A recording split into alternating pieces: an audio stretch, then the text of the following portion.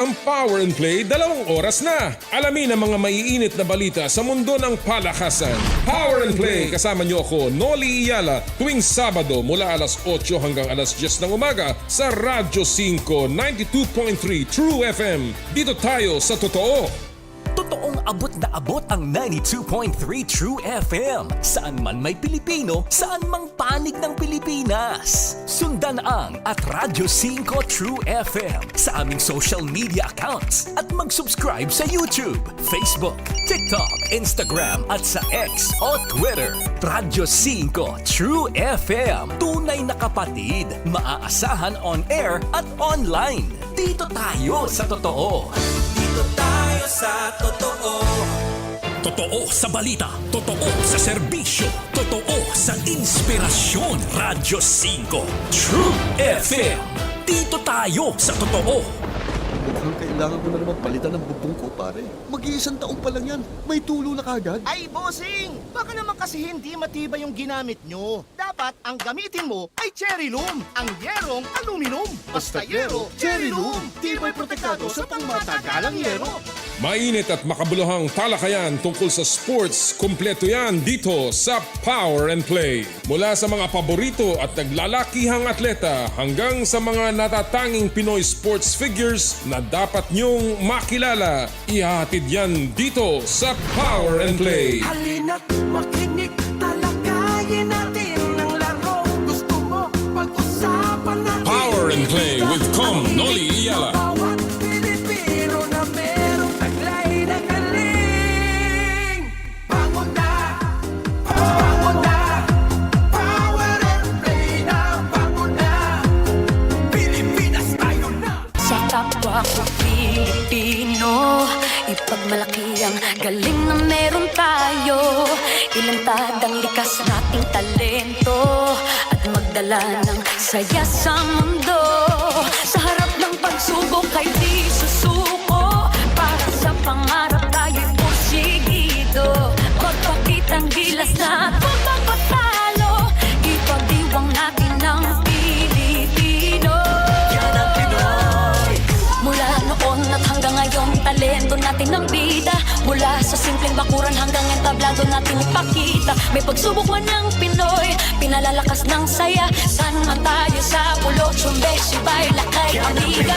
Sama-sama pakita ang galing natin katropa. Sa kapwa ko Pilipino. Pilipino. Yan ang Pinoy. Power and Play is presented by Cherry Loom, ang yerong may aluminum. Cherry Tigo, there's more to our cars. Joyride, ang bago ninyong kasundo. Halina't makinig, talakayin natin ang laro. Gusto mo, pag-usapan natin. Ibida ang hilig ng bawat Pilipino na merong taglay na galing. Bangon na, Power and Play na, bangon na. Power and Play. Bangon na, Power and Play na, bangon na. Pilipinas tayo na, bangon na. Power and Play na, bangon na. Bangon na, bangon na. Power and Play na, bangon na.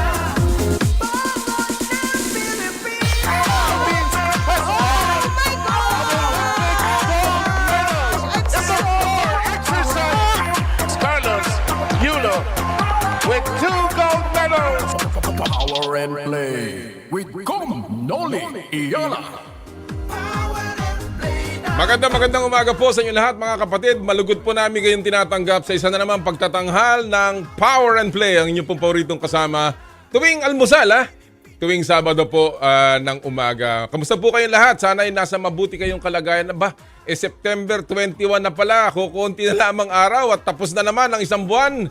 At papasok na po tayo ng Oktubre, pambihira nga naman ang buhay. No? Pero sana po'y mahusay at maayos kayong lahat bagamat patuloy ang pag-uulan sa ating pong kapaligiran. Kahit hindi naman ganong kalakasan, tayo po'y mag-iingat sapagkat yan ang talagang nakakapagdulot ng sakit. Binabati po natin lahat ng ating mga suki sa Radyo 5, 92.3 True FM. Magandang umaga po sa inyo lahat, lalong-lalo na yung mga papasok na sa kanilang mga tanggapan o di kaya ay pauwi galing sa mga call center o yung pong mga nag-duty sa mga ospital. At lalong-lalo na rin yung ating mga kaibigang security guard. Atin rin pong sina-shout out ang mga nanonood sa atin sa 1PH on Signal TV. Diyan po sa lugar ng Batangas City, sa Lipa, diyan po sa Lucena City sa Quezon at sa iba pa pong parte ng ating bansa. And of course, all over the world, good morning, good afternoon, and good evening sa lahat po na nanonood sa atin sa Facebook Live ng Power and Play, 1PH, at ng Radyo 5. Ako po si Noli Eala, and of course, hindi po makukumpleto ang ating umaga kung hindi natin kasama ang ating partner at kaibigan, the man for all seasons, si Jera Season. Magandang umaga, partner! Magandang umaga, partner! Doon sa sinabi ni partner Com Noli, ang sasabihin ko na lang, hello world! Welcome to Power and Play! Talagang ang bilis ng panahon, partner. Isipin mo, tapos na naman ng Setyembre, papasok na ang Oktubre. At medyo ngayon, yung pangaliga rin, nagsisimula ng umakyat. Dahil alam natin, ang PBA, ang PBA na lamang, patapos na ang kanilang elimination round. At napakahigpit ng... medyo nakikita na natin kung sino yung mga pumapasok. Lalo na sa mga yung isang pool, yung pool A. Pero yung pool B, meron pa yata pinaglalabanan doon, partner. Oo, kaya nga. Pero actually, ako'y natutuwa personally dahil simula nung nagkaroon ng konting problema tong PBA, 'di ba? Medyo pinapansin natin. Oo. Pero ngayon yung mga sinasabi natin mga kulelat medyo kumikikig, 'di ba? Nakakasilat pa katulad ng Terra Firma. Nakaisa. Kisa naman dating wala. Pero kagaya ng Converge, sabi mo mga dating kulelat, ang Converge last year, yan ang pinakailalim. Kita mo? Ngayon papasok sa susunod na round ang Converge doon po sa Pool A. At kung ating pong hihimayin yan, ang papasok ngayon sa Pool A na sigurado na, ito pong TNT na number 1 with the 7-2 record. Tapos po susundan yan ng Meralco dito sa mga sumusunod sa PBA. Meralco na may 6-3. At kahapon po nanalo yung Magnolia kontra ng NLEX. No. Magnolia. Northport. Tama. At pumasok na rin po ang Magnolia na may kartadang 5-4, katabla ng Converge na meron ding 5-4. Sipin mo, Converge. Diba? Yung ang maganda Nakikita ngayon natin, tayo mga PBA fans, tayo mga sumusubaybay dyan, na nagbabago na talaga. Diba? Paakyat na parang sabihin na hindi lang iilan lang ang talagang nananalo dito. Well, makikita mo kasi yun ding pagpasok ng mga bagong players ang key dyan. Pangalawa dyan, of course, yung pagpili ng magaling na import. Alam mo kasi yung although nanalo nga ang Terra Firma ng isa, siguro among all of the imports, siguro yung kanila ang pinakamahina. Kaya, again, a matter of making your team competitive. Correct. Partner. Ngayon, doon sa kabilang group, doon po sa mga sumusunod, ang nangunguna po dyan, kita mo naman, si Idol niya. Shine. Si Idol niya. Si ilang bilyon ang maipapasok sa sa PSC. sa PSC. Rain or shine po ang lumalamang dyan na meron pong kartadang 7-2. Sumunod po ang San Miguel na may 6-3. Barangay Ginebra ay 6-3 din, no? At finally ang NLEX at Blackwater Bossing ang naglalaban para dun sa huling pwesto sa umiikot lamang. Makikita natin ngayon yung mga nasa kagaya ng UST. UST mo. Syempre kayo lumalaban ngayon. Nasa taas na ngayon. Nasa third place yata ang UST with the 2-1 record. So makikita natin na talagang umiikot din ang laban dyan. And of course, Ateneo still looking for their first win. Ang UE ay nanalo na nung isang araw. Kaya hindi na sila kulelat. Kaya maraming nagtatanong, meron pa kaya magagawa ang Ateneo? Again, meron pa yan. One big fight. Meron ba yan? Puro fight. Hindi, meron ko one big fight, walang yung panalo. Pero hindi, lalaban yan. Diba, syempre, let's give it to Tab Baldwin at yung mga nangyari, mga developments before the opening ng UAP. Medyo nagkaroon ng ika nga sa Mahjong nagkahalo-halo eh. Oo, Hindi tama. maganda yung nakuha mga baraha eh. Oo, tama. Magandang analogy yan. Yung mga nakakaintindi ng Mahjong, alam niyo yung sinasabi ni partner Jera dito. Pero but again, yan po ang buhay sa sports. Umiikot lamang ang tagumpay. Hopefully, ganun nga. Because ayaw naman natin yung lagi kang nasa ilalim. No? Yeah. And then of course, we're talking about malapit na rin po magsimula ang NBA, mga kapatid. Isa pa yun. October 23 ang pagsisimula ng NBA sa Amerika. So October 24 dito. Sa kulang-kulang na lang po ng isang buwan bago magsimula ang NBA. And again, tinututukan po natin ang mga developments yan. Sa mga susunod na linggo, ating pag-uusapan po ang NBA. Pero ngayong araw pong ito, ang ating pong magiging mga bisita, mga bigatin po mamaya ha. Ang ating pong makakausap mamaya para tayo ay bigyan ng update and of course makakamusta rin natin mga kapatid ang development ng ating national team sa basketball. Walang iba kundi si Barangay Ginebra Kings head coach Tim Cone. Mamaya po yan ha, para rin makamusta natin. Dahil ang Ginebra, alam naman natin yun talagang mabagal lang sisimula niyan eh. Parang ano yan, diesel talaga eh. Pero nakikita mo ngayon nagpi-pick up na at yung kanilang sistema nagiging very familiar na yung mga bago nilang players. So, mamaya po ating magiging bisita si Coach Tim Cone ng Ginebra at ng Gilas Pilipinas dahil meron na rin pong parating na qualifier. This November. At gusto po natin kamustahin kung paano na po ang pag-select ng mga player na lalaro muli dyan sa qualifier. Ha? And then, mamaya rin po ating makakapanayam ang ating pong pinagmamalaking tennis phenom. Sino yun? Hawig ng apelyido mo yun Apelyido lang. Alex Eala, mga kapatid, mamaya po yan ha. Sa Power and Play, atin po siya nakausap mula sa Spain. At napakarami rin pong nabanggit siya. Kasama na yung pagre-retiro ng kanyang ina. Alam mo, nagretiro yung mother ni Alex, isang telco. Yeah. And of course, malaking bagay yun eh. Alam mo, sa pamilya. So we talked about that. And maganda ang kanyang mga insights doon po sa development ng kanilang pamilya. Mamaya po yan, abangan nyo sa In the Spotlight si Alex Eala. Of course, marami pa po tayong pag-usapan.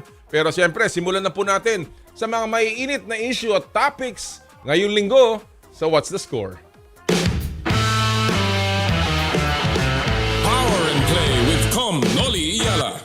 Paparangalan ng PBA Press Corps si Sonny Jaworski ng Lifetime Achievement Awards sa kanilang 30th Annual Awards Night. Marami ang nagtuturing kay Jawo bilang the GOAT, yung pong greatest of all time, hindi po kambing, ng Philippine basketball. Kaya talaga namang deserve niya ang parangalan o ang parangal na ito. At kaugnay ng award na yan, pinag-uusapan natin ngayong linggo kung dapat na bang mag-launch ang SBP ng hiwalay na Annual Philippine Basketball Hall of Fame Awards. Yung PBA po kasi naglungsad noong taong 2005 pero 2013 pa ang huling induction doon sa PBA Hall of Fame. Kulang pa ba sa legends ang Pilipinas para gawin ito? Sinong mga non-players ang pasok sa kategorya ng Hall of Fame sa Pilipinas? At yan po ang ating pag-usapan ngayon. So what's the score? Partner, alam mo ito, alam ko itong topic na to. Sabagat in 2005, nung inilunsad niyang Hall of Fame ng PBA, ako po yung nagmungkahi niyan. At panahon ko po yan, at ako po ang nagtulak para magkaroon ng Hall of Fame. Alam mo kasi ako, nung araw pa, alam mo naman nung panahon na yon, tinulak din natin yung Toyota Crispa Reunion Game. Oo. Binuo ko po yung... Nanood ako nun, ha? Nanood ka ba nun? Nanood ako nun. Ikaw pala yun! Binuo din natin yung Leo Awards na ngayon ay Annual Awards. Yeah. Ito ay sinimulan din po natin yung June Bernardino Trophy. Yan yung Philippine Cup Trophy. Ito po ay pagpaparangal doon sa mga nauna sa atin sa basketball. Ito po ay pagbibigay pugay sa mga taong naging susi para lumaki ang PBA. Nakapagbigay ng malaking contribution. And alam naman natin, may kasabihan po na ang taong hindi marunong lumingon sa pinanggalingan, hindi makakarating sa paroroonan. O di kaya ay matatapilok. Pag puro tingin ka sa likod. Pero again, mga kapatid, ginawa po natin yung PBA Hall of Fame noong taong 2005 at nakakalungkot na 2013 pala, kasi hindi ko na nasundan yan 2013 pa pala na hindi sila, ang huli nilang induction. Kaya partner, itong sinasabi natin ngayon sa What's the Score, panahon na kaya? Talagang actually napapanahon Na magtayo ng bago? Palagay ko parang now that SBP is the helm of the entire basketball program of our country, palagay ko it's high time to do this. Ngayon, pagpalagay mo, para sa akin lang, this is just my opinion, no? Pagpalagay mo, dahil talagang marami na tayong naparangalan nung sa PBA. Pero as a governing body of Philippine basketball, kailangan may hiwalayan. I don't know if they have done that. Kaya maski na ulitin mo si Danny Florencio, okay lang.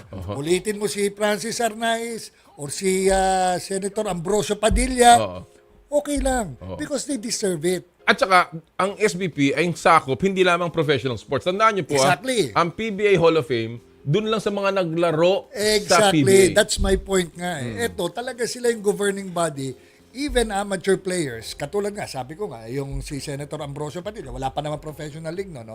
Pwede mong iparangalan, di ba? Sila Chito Lizaga. Charlie Badjun. Si Kaloy Lizaga pala. si Chito, naglalaro ng golf pa rin doon. Di ba? Sila Charlie Badjun. Yung mga ganon. Mga pangalang... naririnig ko lang yun sa tatay ko. Panahon mo yan tayo, tatay ko. Tatay mo. Tatay ko. Dahil sa USC, siya raw yung may bicycle na sinasabi. Pagka nagleleya, para raw nagbibisikleta yung mga ganun ba, no? It's high time for them to be recognized again. Ngayon, ang question, sa akin lang partner, no, di ba? Sa NBA, di ba, merong Hall of Famer. Sa PBA, meron rin tayo, pero hindi tuloy-tuloy, unlike sa PBA, unlike sa NBA. Pero syempre, we also have to give it to PBA, although hindi natuloy, dahil 1975 lang Di ba? Hindi katulad ng NBA, 1950s pa yata yan. Kaya talagang ang dami nilang talagang, at saka madaming teams. Di ba? Marami ang pipilian. Actually, sa Amerika, marami rin pong mga Hall of Fame awards. Yung Naismith Hall of Fame. Yung FIBA Hall of Fame. Meron din internationally. And then, of course, kakalungsad lang ng FIBA Hall of Fame actually. Ginawa lang sa World Cup yun Kaya nga, bakit hindi pwedeng gawin ng SBP? Then, of course, the NBA Hall of Fame. Dito po sa ating bansa, of course, meron tayong Olympians, yung mga Hall of Fame na ginagawa po ng Philippine Olympic Committee. And then, of course, yung sa basketball, yung pong PBA Hall of Fame. Now, maganda yung punto ni partner Jera dito kasi talaga pong marami namang player na hindi naglaro sa PBA. Exactly. At meron din pong mga personalidad na nakatulong sa basketball na hindi naging involved sa PBA. Sila... I mean, maraming magsasabi, controversial. Pero kagaya halimbawa ng nasirang Lito Puyat na matagal na nagsilbi bilang Pangulo ng hindi lamang ng Basketball Association ng Pilipinas, kung hindi ng Asian Basketball Confederation at ng FIBA World. Yung buong mundo naging presidente si Lito Puyat, si Gonzalo Lito Puyat ng FIBA World. Nandiyan pa of course yung mga ibang mga amateur na hindi na nakarating ng PBA. Naririnig ko pa dati, pero hindi ko talaga. Si Moying Martelino. Di ba? Si Kamoying. Si Kamoying, di ba? Malaki rin ang kanyang contribution during that time sa Philippine basketball. Exactly. Kaya, but ang punto dito is, again, sana ang mga officials, lalo-lalo na po sa SBP, ay marunong lumingon sa pinanggalingan. Kasi alam niyo po talagang, unang-una, alam naman natin ang kasaysayan ng SBP. Yan ay nakuha o nabuo dahil dun sa sigalot nung nangyari sa BAP at saka ng Basketball Pilipinas. Bago po yan naging SBP, meron pong Basketball Association of the Philippines na namumuno sa ating bansa. Biglang nagkagulo yan dahil umalma ang mga organisasyon sa pamumuno o sa palalakad ng BAP nagtayo ng Basketball Pilipinas, mga kapatid. Yung pong away na yun, nagbunga sa napakaraming conference na tayo po'y nakasama. Pamula po 2004 hanggang 2007. Kung saan-saan kami nakarating para po maayos lamang yung pong pagkakasuspindi natin ng basketball. Sa FIBA. Nabuo po yung Samahang Basketball ng Pilipinas. And again, yung SBP, ang pakay talaga niyan dapat ay pagbuuin ang basketball community at iangat ang laro ng basketball sa Pilipinas. Kaya yung pag-angat na yon, sa akin partner, kasama doon ang pagpaparangal sa mga dating naglaro ng basketball. Dahil kung isipin mo relatively malalim-lalim na rin ang baul natin para i-recognize yung mga dating mga nakapag-contribute na malaki sa kasaysayan ng basketball natin. No? Katulad nung Mika. It was established way back in 1938. Ba?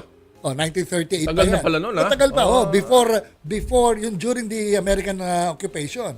Hanggang laging independent sila, yung 1946 na talagang nakakuha na tayo ng kalayaan. Kaya doon nga umakyat tong Mika. Di ba? Nandiyan yung Yutibo. Iko. Di ba? Yung mga dati mga Yung mga luma. Marami tayong makukuha doon sa baul na yon. Para parangalan itong mga taong to. Kasi limitado talaga ang PBA. Hanggang PBA lang sila. 1975 lang. 1975. At the same time, itong mga, mabuti nga't itong ating mga media. Itong pong PBA press corps, kahit papano, naparangalan si Sonny Jaworski. Alam niyo po, ating pong pinagdarasal pa rin ang sana ang paggaling ni Big J, ni Sonny J, sa isa pong kapansanan na kanyang rare disease. na talagang pinagdaraanan. Pero again, wag na po nating intayin yung panahon na yun. Yes, ngayon na. Ngayon na po, lalong-lalo na yung mga namumuno ngayon ng basketball, alam naman po nating kailangan itong mga taong ito na sila ay makilala muli ng ating current na fans. Alam mo ba, partner, idol na idol ko yan si Sonny Jaworski. Dahil nung elementary ako, sa mga intramurals namin, ang number ko sa basketball, 7. Ang tawag sa akin, Jeraski. Sonny Jaworski. Sonny Jaworski. Well, yan po si Sonny Jaworski, pero hindi po paparangalan ng aking partner. Ang ating kailangan parangalan ay si Sonny Jaworski at tayo natutuwa. Sana nga ho ay matuloy itong annual Philippine Basketball Hall of Fame na hindi lang po PBA pero para sa lahat. Lalong-lalo na yung mga namuno ng NCAA na napakatagal na rin po yan. Matagal na rin, NCAA. UAAP, yung po sinasabi na yung mga Mika. Kahit po yung mga ligang lumaki din na PBL, yung PABL na precursor din yan ng amateur basketball ng mga 90s, late 80s and the 90s. So, again, PABL, no? At marami pang iba. Isa pa, bigyan ko kayo. Halimbawa, yung mga announcer. Isa pa yun. Sila Joe Cantada. Sila Smoking Joe. Sila Emmy Arcilla, sila Dick Ildefonso, Romy Quintanar. Romy Quintanar. Si nasirang Ronnie Nathaniels. Kahit papano nakatulong po lahat yan sa pag-unlad ng basketball. And again, we're hoping na kahit papano ito po'y matugunan ng ating pong mga kasama sa Samahang Basketball ng Pilipinas. Alright, mga kapatid by the way, talking about kapatid, may bago tayong kapatid dito sa show. Yun. Meron po tayong bagong kasama. Tayo po'y wini-welcome natin ng taus-puso. Ang bago pong kapamilya ng Power and Play na ang Shakey's Pizza, mga kapatid. At dito po sa Power and Play, simula po ngayon, tayo po'y maglulungsad ng tinatawag nating Shakey's Super League Corner. Ito po ay isa pong programa ng Shakey's Pizza ng pagsuporta sa larangan po ng women's volleyball. Ito nga, kagaya nito get ready sports fans, the Shakey's Super League Pre-Season Championship is back. Nagbabalik na. Simula po ng September 27 until November sa Rizal Memorial Sports Complex. Watch and witness the top 18 volleyball teams from the UAAP and the NCAA. Feel the thrill, the spikes, the blocks, and the unstoppable energy. Join us as we bring you every serve, every set, and every sensational moment live. Kaya po, tune in and watch the matches live via the following channels. Sa Facebook po, dun sa Shakey's Super League Facebook page.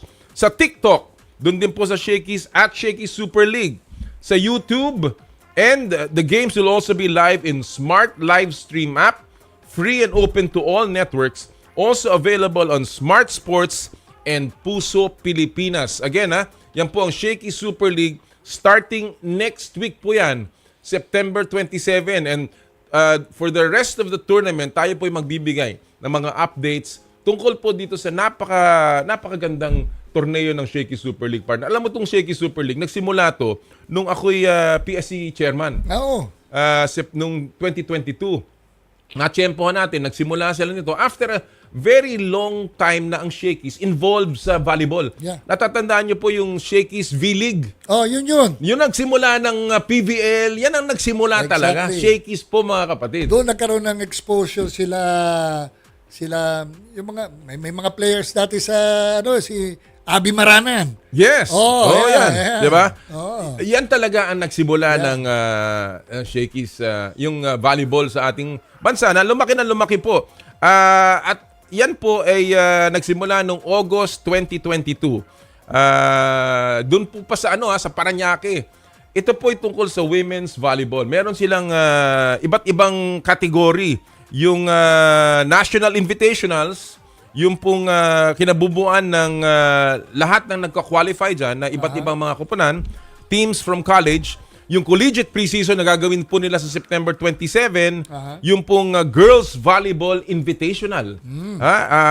Ginagawa din po nila yan. And of course, marami na po nakapaglaro dyan sa kanilang National Invitational. So again, sana po isundan natin to sa Rizal Memorial, partner. At maganda mga laban dito sa Shakey's Super League, mga kapatid. Again, September 27. Tandaan nyo po, Shakey's Super League.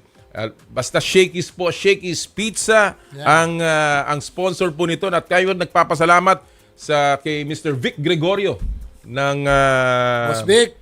Shakey's Pizza Asia Ventures Incorporated.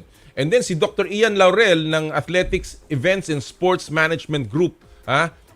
Si Doc Ian, ating makakapanayam yan next week para pag-usapan niya ang Shakey's Super League, partner. Actually, yung kami tuwan-tuwa at kapartner natin ng Shakey's, no?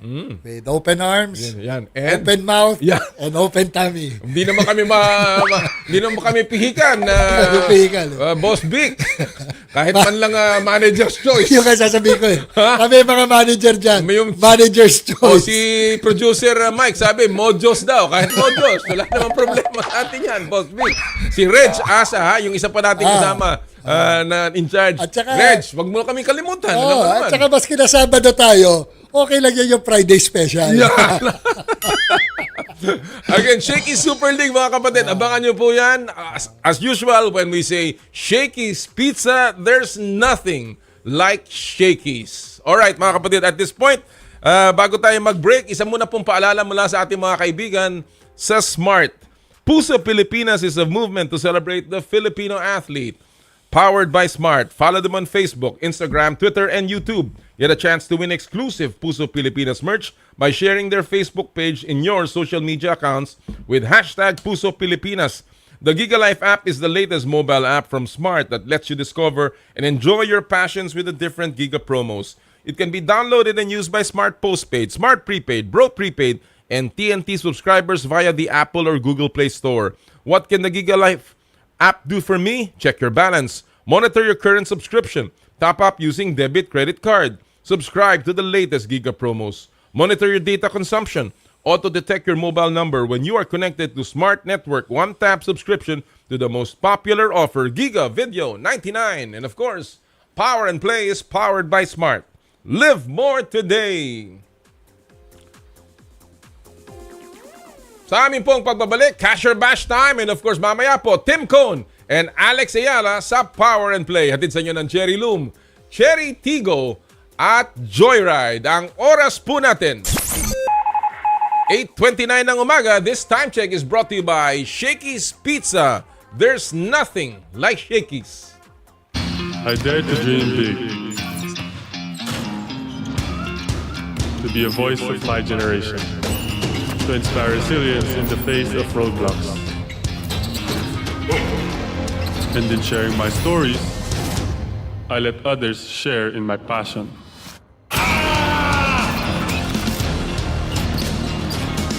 Follow Kai's stories on Twitter and share yours. With Smart Double Giga Stories. Share 2 times the passion with 2 gigabytes for Twitter and more. Guaranteed every day, plus data for all sites. Simple, smart ako.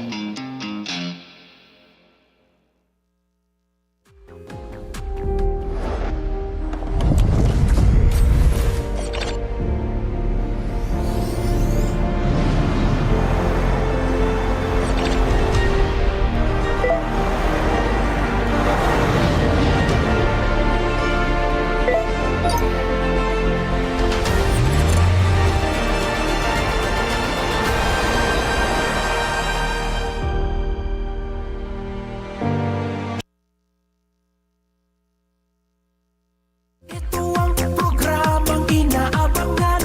Mga paborito mong baliksahan. Impormasyon dito ay malalaman. Natagpuan mo na ba ang totoo sa'yo? 92.3 Radyo 5 True FM. Dito tayo sa totoo. Mukhang kailangan ko na naman palitan ng bubong ko, pare. Mag-iisang taon pa lang yan. May tulo na kagad. Ay, bossing! Baka naman kasi hindi matibay yung ginamit nyo. Dapat ang gamitin mo ay cherry loom, ang yerong aluminum. Basta yero, cherry loom. Tibay protektado sa pangmatagalang yero. Hi, Bel Mariano here. May dream career ka ba? Kahit ano pa yan, push mo lang. Kung sa kusinang passion mo, let the world taste how sweet life can be. Or be an empowered athlete na kaya mag-inspire ng buong team. Or a purpose-driven influencer na kaya mag-spread ng positivity. Pursue your passion and let your sweetness shine with Juicy Cologne. Wanna know what makes Enhypen's performances so explosive? Dunkin' Choco Bang! Explosive bawat bite kasi chocolate-coated na, Bavarian-filled pa. Explosive ang flavors kasi may 3 banging toppings na. Big Bang BTN, and Big Bang Nutty. Kaya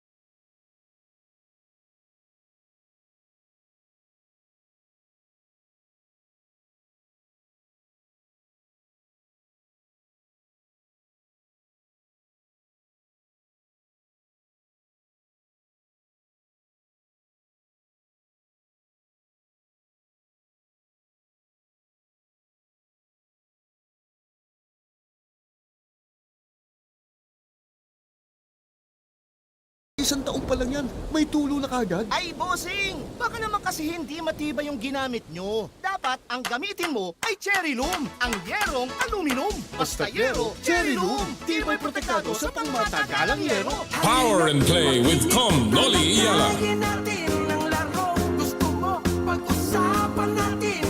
Naimbag na bigat kada kayo amin sa lahat po ng ating mga kasamahan sa Ilocos, lalong-lalo na sa San Esteban, Ilocos Sur at sa Vigan City. Kamusta po kayong lahat dyan? And of course, binabati rin natin ng mga nagsasapit ng kanilang mga birthday ngayong araw pong ito. Ha? Partner, meron siguro sa Pangasinan. Hindi. Meron na, una-una, babatiin ko yung mga kamag-anak ko at mga pinsan ko sa Lingayen, Pangasinan. Ha? Masanto siya kabosan at sikaya namin. Ha? At meron rin tayong mga babatiin ng mga kaibigan natin sa media. O ba? Sino to?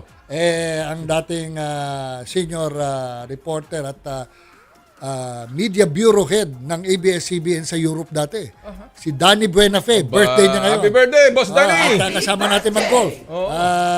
Happy birthday, Danny. At also, ang ating kaibigan, ang top guy ng Spin.ph. Si Dodo Katakutan. Belated happy birthday. Parang dito. Hindi ka gumagalaw dyan. Hindi ka nagpaparamdam. Alam mo, hindi kita babatiin, ha? Kala mo, hindi namin alam, ha? Do, happy birthday. Happy birthday, Dodo. Laging very supportive si Dodo. At gusto ko rin batiin, may malaking grupo na mga reporters na nagko-cover sa Kongreso. Nanunood pa lang regular sa atin. Ang tawag namin sa grupong to yung mga pasaway. Pasaway. Pasaway group. Salamat at kamusta kayo? Minsan magkikita-kita tayo dyan. Alam mo, gusto ko rin pong isang pagbati, happy birthday kay Tiny Pau. Si Tiny ang isa kong kasama, isang co-parent ko yan. And nagsasapit siya ng kanyang birthday today. Happy birthday, Tiny! And of course, sa lahat po ng mga nagsasapit na kanilang birthday, kahapon si Architect Alan Cruz. Architect Alan, partner ko yan sa golf. Si Alan Cruz, happy birthday. At si Popoy Elvina, isa rin kasama natin yan na nagsapit na kanyang birthday. Happy birthday sa inyong lahat, mga kapatid. Isa pa, bunti ko na nakalimutan. Bukas, I want to greet my daughter and my son-in-law. Happy first wedding anniversary nila. Nakaisa na! Malayo ka pa sa daddy mo.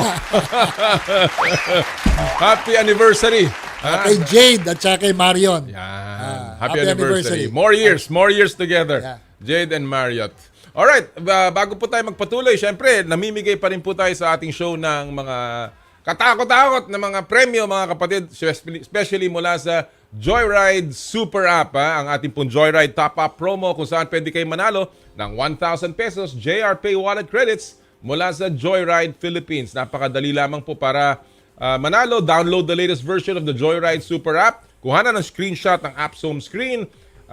Ipadala ang screenshot sa Power and Play FB page via private message at isama nyo po ang inyong buong pangalan at registered mobile number. At kayo po'y mananalo o may chance ang manalo ng 1,000 pesos JR Pay Wallet Credits na pwede nyo pong gamitin sa Joyride Delivery, Motorcycle Taxi, Joyride Taxi Cab, Joyride Car, at Joyride Super Taxi. Uy, malapit na rin nating i-launch yung Joyride partnership with Victory Liner. At saka sa Joyride to go. Yung ferry. Malapit na rin po yan, mga kapatid. Abangan nyo po yan mula sa Joyride. And of course, yung pong limited edition Aqua Flask ng mula sa Joyride, tayo po ay namimigay pa rin para sa mga lucky passenger and rider. Again, download the Joyride Super App. Mag-book po ng MC Taxi, Car, or Taxi Cab, or Super Taxi. At kumuha po ng creative picture with your driver, partner. At ipadala po yung picture na yan sa Power and Play FB page via PM at isama nyo po yung hashtag of the week. At ito po yung hashtag of the week, mga kapatid. Hashtag travel with Joyride. Again, hashtag travel with Joyride para po manalo ng limited edition Joyride Aqua Flask. Mamaya i-announce natin yung nanalo last week ng Joyride Aqua Flask.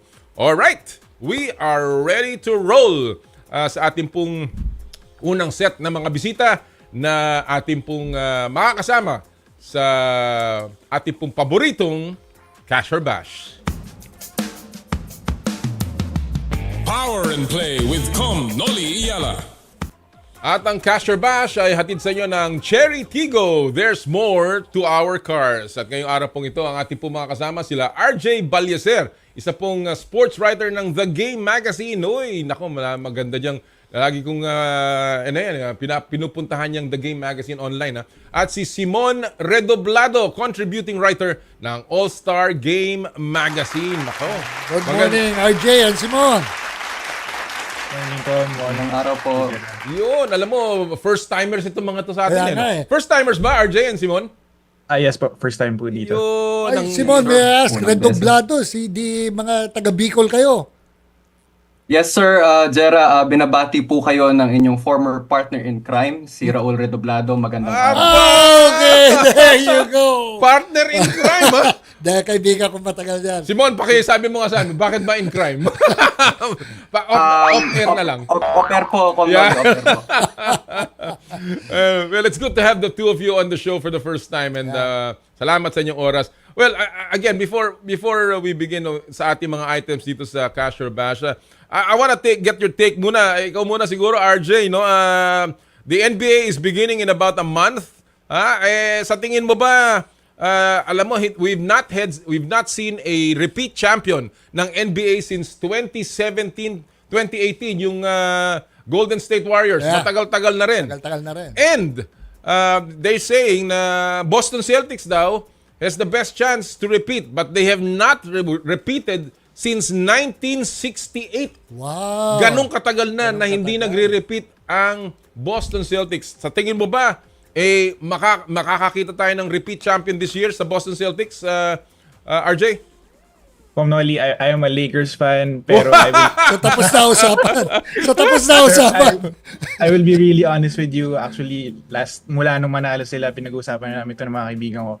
I feel like, yes, it's very realistic na makapag-repeat sila kasi andyan pa rin naman yung core. And of course, sila, Jaylen Brown, Jason Tatum, only getting a year older. And ayun na, nandun pa rin na they're retaining the team. Although, of course, other teams have made off-season moves, pero iba pa rin kasi level sobrang walang tapon dun sa team na yun Like bukod dun sila Jason Tatum, you have of course Drew Holiday, who's a dog on defense, one of my favorite players by the way. Of course si Porzingis, you have Derek White. So yeah, I feel like really, I think even I'm a Lakers fan, but I'm confident na pwede pa talaga mag-repeat itong Boston Celtics. Alright, well alam mo, marami ring fans na Pilipino ang Lakers siyempre at kaya talagang yan ang rivalry na talagang matagal na. But again, I think they have a good chance. I think ang Boston has a really good chance. Solid ang kanilang team. Binalik nila lahat. Of course, Kristaps Porzingis is not going to be playing the first few weeks ng season. Pero, of course, it matters only at the end. Kaya ako... Exactly.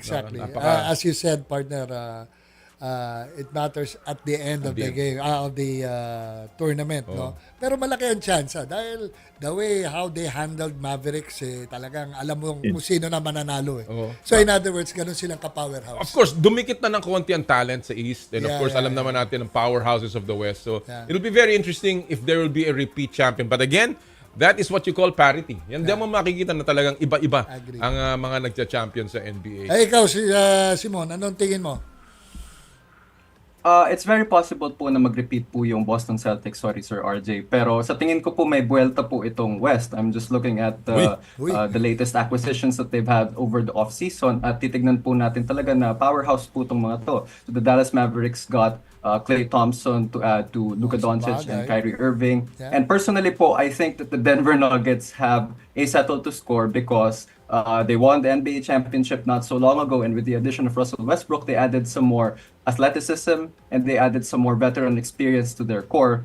So it's going to be a very interesting NBA season ahead of us. Ganda. Pwede. Talagang pwede. Alam naman natin kung gaano kalakas ang West. But talking about pag-rest back o pagbalik, no? Yung bang Ateneo sa tingin niyo sa 0-3 makakabalik pa? Simon, ikaw muna. Okay, shoutout po sa inyong alma mater, Comnoli. Pero napaka-crucial na labanan po yung mangyayari po mamaya, which is going to be Ateneo and FEU, a battle of winless teams. But of course, not for long. I personally have the Ateneo Blue Eagles picking up their first win of the season later because at the end of the day, Coach Tab Baldwin is still Coach Tab Baldwin. He will pull out tricks like a magician getting a rabbit from his hat. He gets the most out of players like Josh Lazaro, who had the first point and rebound double-double of the entire season. Isipin niyo po yun. And then Sean Tuano and of course Jared Bahay is going to adjust really quickly. I love Coach Sean Chambers just because I'm a long-time Alaska fan. But it does seem like the FEU Tamaras will take a little longer to cook. So the Blue Eagles are looking good po. Ikaw naman, RJ, sa tingin mo ba makakabalik pa itong Ateneo sa 0-3? I feel like at the very least, I would just look at the present. Ay na-agree ako kay Simon na I think, just to correct him, I think Adamson ang makakalaban nila this weekend. But yeah, I feel sorry. definitely I feel like they're gonna get their first dub kasi yun na, like what Simon said, Tab Baldwin is Tab Baldwin, you can never doubt him. At saka parang ano naman kahit naman puro rookie sila, I mean, these guys will end up adjusting. Si Jared Bahay, nakausap namin siya, sabi naman niya na parang same lang daw yung high school basketball experience niya sa college game. Pero daw, mas matatalino lang yung players. I feel like that's a good sign. At least for Bahay. Nag-college na sila High school dati. Mas matatalino na. Kidding aside. Yeah. Pero yun na nga po. Ayun, and then, you have Silver Lining and Tuano, tapos si Josh Lazaro. Grabe, I'm really monitoring yung ano niya. No? Kasi ngayon, nabigyan siya ng opportunity. Talagang he's making the most out of it. And of course, si Chris Porter. But yeah, as for the Final Four, I would like to say na I don't count out Ateneo, don't count out Really? Tab Baldwin. Wow. It's a young team, yeah. Wow. Don't count out Tab Baldwin.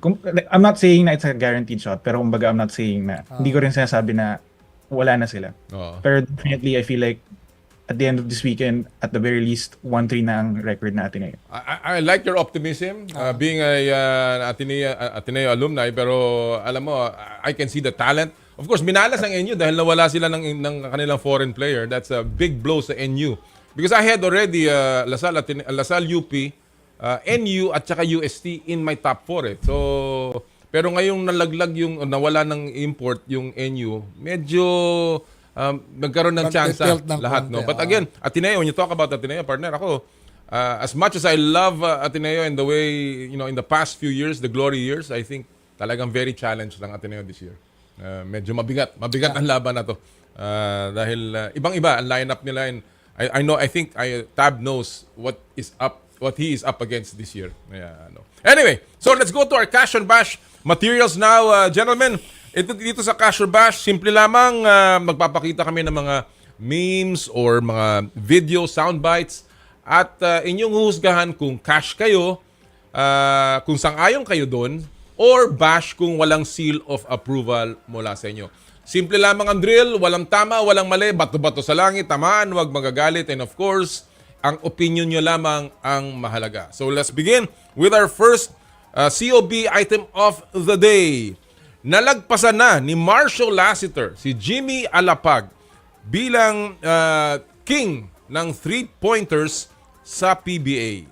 So, cash or bash, si Marshall Lassiter ang greatest PBA shooter of all time. I'll begin with you, Simon. Go! Comnoli, you can take that straight to the bank because that is cash. Okay, but first let's give some flowers, to a couple of other shooters that Lassiter passed along the way. So when you talk about the Mighty Mouse, Jimmy Alapag, there's an argument to be made that Coach Jimmy is the most clutch shooter in the history of the PBA. So alam po natin na kapag tumawid ng half-court line yan, talagang yung puso mo ay baka tumigil na because this guy has unlimited range and the way that he carried the Talk and Text team to multiple championships before the emergence of Jason Castro as the main man. Talaga namang pag sinabing Mighty Mouse, he has the rock in his hands, in clutch, it's cash money. Ngayon, pagdating naman po kay the venerable Alan Kaidik, he's widely considered the triggered man. Okay, that's his nickname. I call him the template because if you look up jump shot in any basketball textbook, and if you look for an illustration, nandun po ang picture ni Alan Kaidik. It's such a beauty to watch, but it wasn't such a beauty for his international opponents back in the day na pinipick up po siya at half court kasi ganun po ang respeto nila kay Coach Alan. But having said all of that, numbers don't lie. Unless, of course, your numbers are being generated by some automated machines, but I digress. When you talk about 1,255 outside shots made in his PBA career, which also, by the way, is on close to a 40% shooting clip. Aba, so efficient na nga siyang tumira at mas marami siyang naipasok na 3-point shots than any other PBA player in history. Matik na yan. Marshall Lassiter, greatest 3-point shooter in PBA history. Absolutely great. Ang ganda ng paghimay. Paghimay, ni Simon. Alright. Laging boneless bangus nga eh. Meron pang Picos machine. RJ, Marshall Lassiter, the greatest PBA shooter of all time. Cash or bash, go! Actually, same lang kay Simoun, Sir Noli, Sir Jera. Cash, kasi nga, more than breaking the numbers, the 1,254 is such a huge feat already. Pero kumbaga, yun na nabanggit nga ni Simoun, grab rin yung efficiency ni Marcio when doing so. Less games and less attempts needed. I think it's siguro like close to 100. Ang laki, parang mga 400, 500 less games is parang 100 more or less. Parang baga less than 3,000 triples needed to So kumbaga, I think it's really just a testament to him mastering his niche as a 3-point specialist. And sure, sabihin ng mga tao, sige, may gravity kasi sila June Morgan, may gravity teammates nila. But I think kasi ako, hindi ako magaling na basketball player, but I think getting open looks is one thing, but converting all of those is another. And Marcio has really shown off, with the numbers and throughout his career na talagang sobrang dead-eye shooter niya. So although at the same time, I know na greatness is subjective, may iba-iba tayong criteria. Yun na nga, si Jimmy Alapag, others may say na mas magaling shot creator, mas clutch siya and everything. Si Alan Kaidik, others may bring up the records, yung mga records hindi pa rin beat.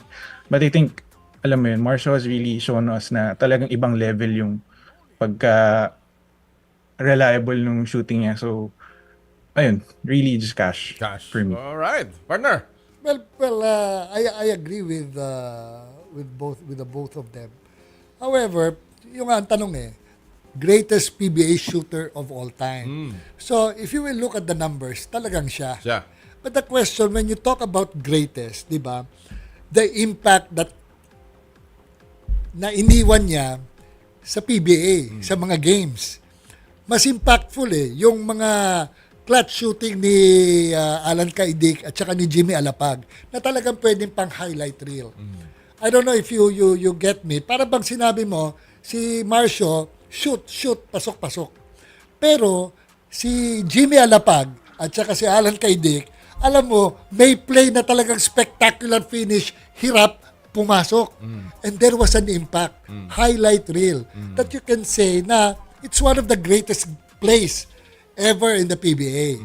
Kaya, so in other words, yung greatest is the qualifier. Yeah, greatest is the qualifier. But when you talk about numbers, definitely it's Marcio Lassiter. I love Marcio. I saw Marcio begin in 2009 nung kasama po namin si Marcio Lassiter sa Las Vegas. It was the first time he tried out for Gilas Pilipinas. Ang natatandaan ko kay Marcio, alam niyo na po yung panahon na yon, nasa hotel kami sa Las Vegas. It was the first day of practices. Hindi bumangon. Ayaw bumangon sa kama at antok na antok yung mama. Totoo po. At iniwan namin sa hotel dahil nagkublo, talaga nagtago sa kumot. Ayaw Tinatamad! At talagang at that time, I never thought that he would be this kind of player. I'm just very happy for Marcio up to now. I'm still in touch with him. I'm so happy for him that he is now the player with the most number of 3-pointers. But I love him, but I don't think that if you talk about just numbers, it will mean you are the greatest shooter of all time. Yes. Ako, ang thinking ko is that I still think that there are players who got that shot. Alam mo, ibang-iba yung panahon nila Alan Kaidik at saka ni Marcio. At that time, nung 80s, maybe even up to the 90s, ang 3-point shooting attempts ay napakakonti. It was not yet a principal weapon of teams. Ngayon, anybody can shoot the 3-point shot, and Marcio has the license to take that. I think that if maybe Alan Kaidik would play in this era, that guy would probably break all of the records. And so again, it's a qualifier. I'm not saying that Marcio is not the greatest. I think but the numbers don't lie. But mahirap tanggihan na si Alan Kaidik is probably one of the most spectacular and maybe the most impactful 3-point shooter of all time. All right, let's go to our second item of the morning. Nako, parang finals preview na ang nakaraang laban ng Rain or Shine Elasto Painters at San Miguel Beermen. So, cash or bash, Rain or Shine at San Miguel ang malinaw na finals front runner sa PBA Commissioner's Cup. Naku, marami magagalit dito. Alright, RJ, go! Alright, so I guess malinaw. I guess probably ngayon, given the situation, medyo malabo. Medyo naging malabo siya kasi nga, I think for San Miguel's case na, ayun na, although nandun pa rin naman yung core nila, yung Filipino core nila, pero I think malaking bagay yung injury ni Jordan Adams na hamstring. Although sabihin natin makabalik siya, pero mahirap pa rin, diba? There's like a cloud of uncertainty kasi hindi naman natin alam yung gravity. And of course, rain or shine naman. It's a very young and scrappy team. You know, you have a steal of the draft in Felix Lameti. Of course, yung mga holdovers like sila Gian Mamuyak, ganun. And of course, yeah, yung import nila si Aaron Fuller, he's more of a workhorse na talagang fits sa system ni Coach Yeng. I guess medyo malabo na. I don't wanna say na malino na finals mo. I don't wanna say it's a guarantee. Lalo na rain or shine probably right now. Kumbaga, sticking to the present, medyo mas maganda yung chances nila. Pero at the same time, medyo tinitignan ko yung bracket. Pwede nila makaharap pa yung Meralco and Ginebra sa semis. Although just probably if the playoffs started now or even San Miguel, I think pwede lang makaharap yun in the semis. And I think, sabihin natin San Miguel, they're gonna be medyo mas makabalik si Jordan Adams or replacement import nila for some reason turns things around, si Sheldon Mack. Pero yeah, I feel like rain or shine, I would say na they have better chances right now, sticking to the present. Pero I feel like pagdating ng semis, pwede pa rin sila mahirapan kasi nga, syempre, you said kanina earlier, Ginebra starting to pick up the pace na. Ginebra, of course. Meralco rin naman.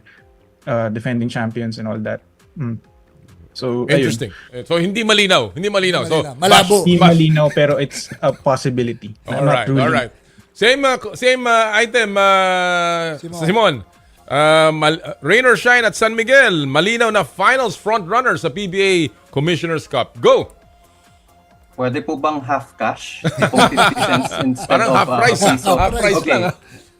Because San Miguel, I believe, is a title contender by default. That's how stacked they are. That's how much championship experience they've accumulated over the past season. So with or without an import, I feel like they know how to win. They're incredibly talented across all 5 positions. So San Miguel will always be there at the hovering at the summit of the mountaintop. Ito naman pong rain or shine, I'm trying to catch myself here because I might be a victim of recency bias. They did solve the San Miguel problem. They did figure out ways to body up Junmar. So yung mga sila, Aaron Fuller, Bo Belga, trying to deny him of touches deep in the post. Pero at the same time, sabi nga po ni Sir RJ, pagdating po ng playoffs, we do need to see what this young rain or shine team is made of because kung championship and playoff experience po ang pag-uusapan, napakalayo po ng kanilang distance. That being said, when I look at other quote-unquote title contenders, TNT has just been hit by the injury bug.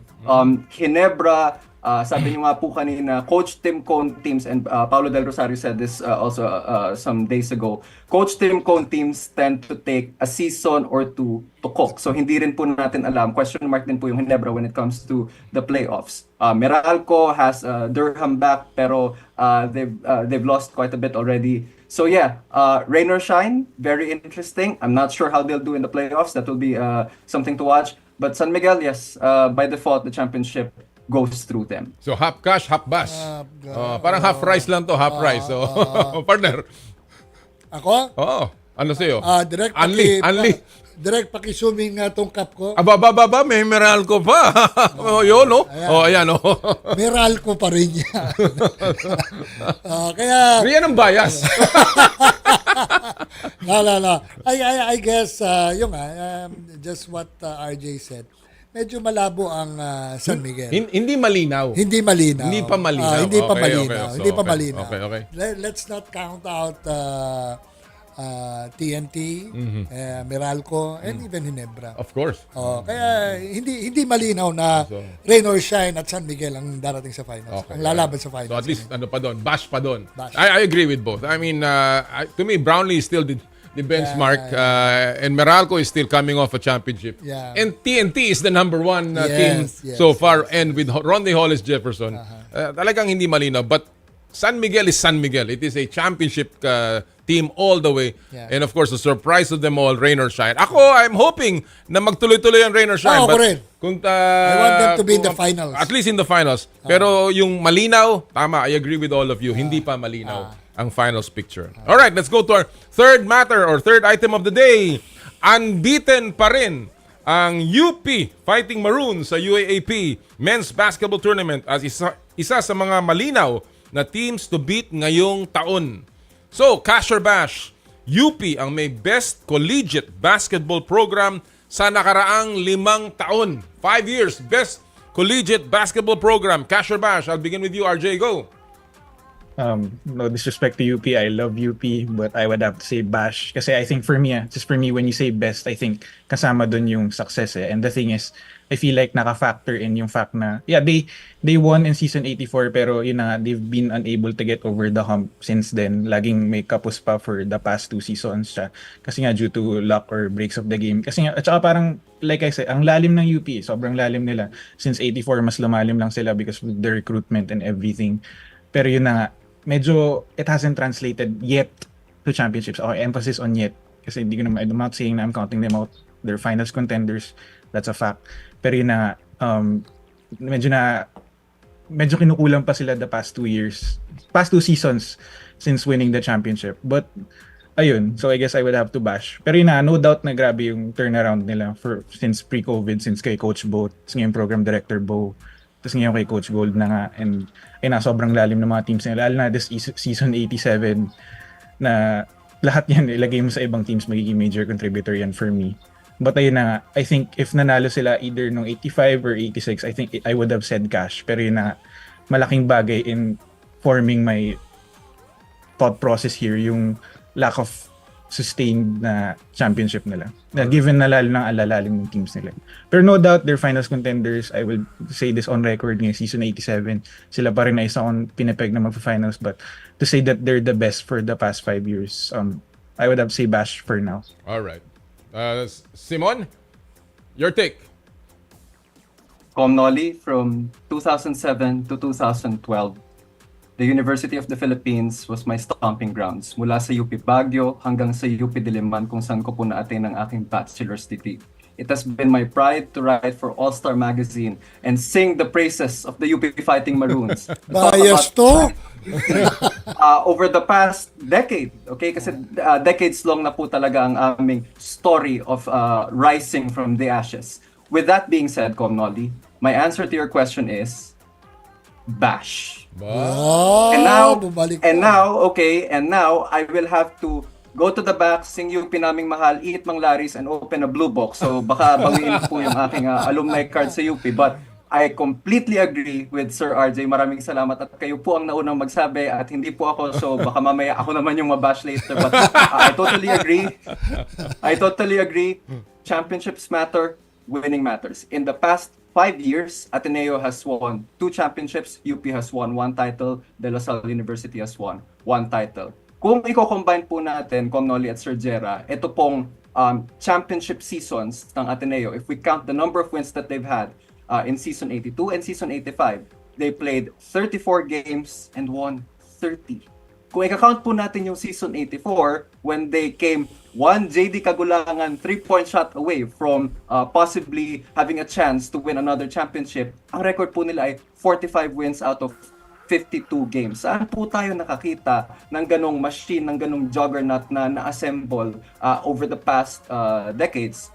Seriously. Okay, so, but let's put everything into context, okay?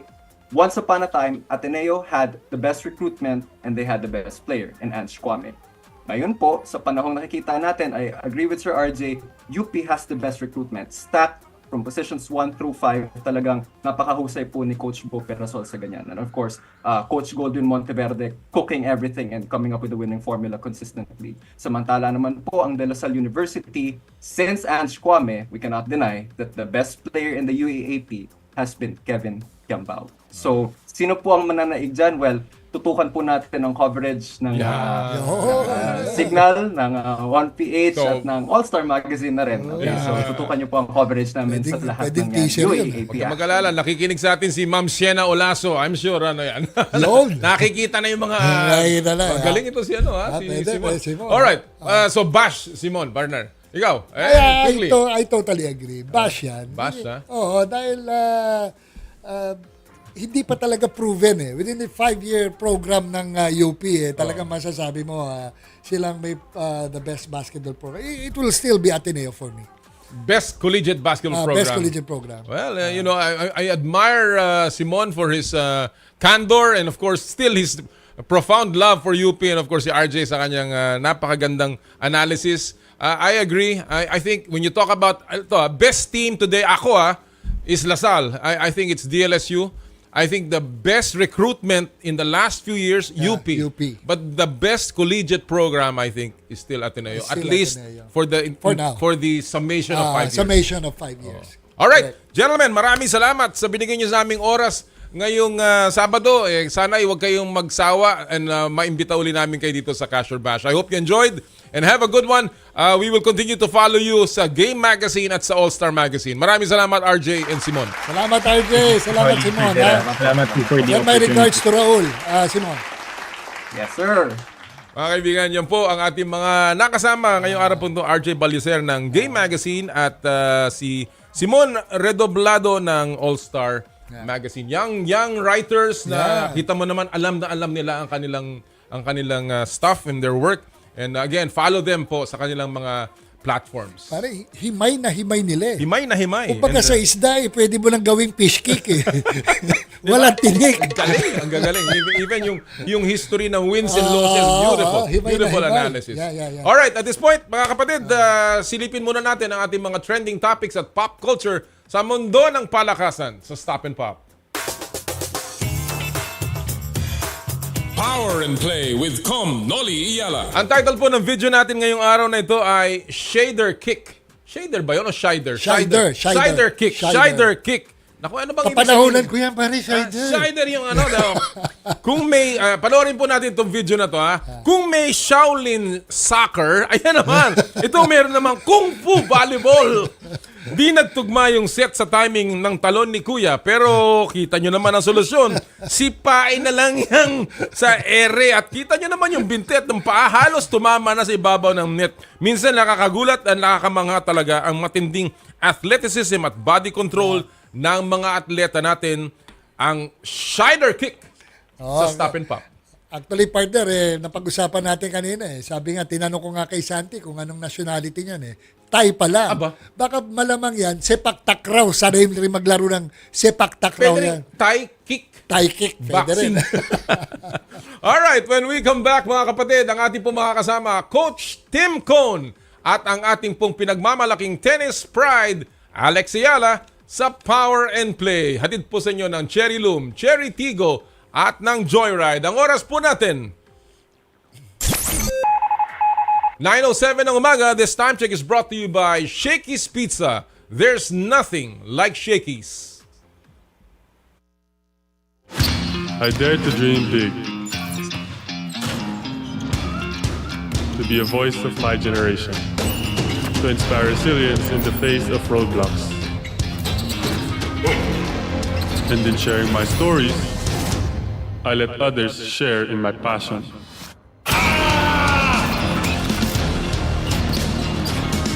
Follow Kai's stories on Twitter and share yours. With Smart Double Giga Stories. Share 2 times the passion with 2 gigabytes for Twitter and more. Guaranteed every day. Plus data for all sites. Simple. Smart ako.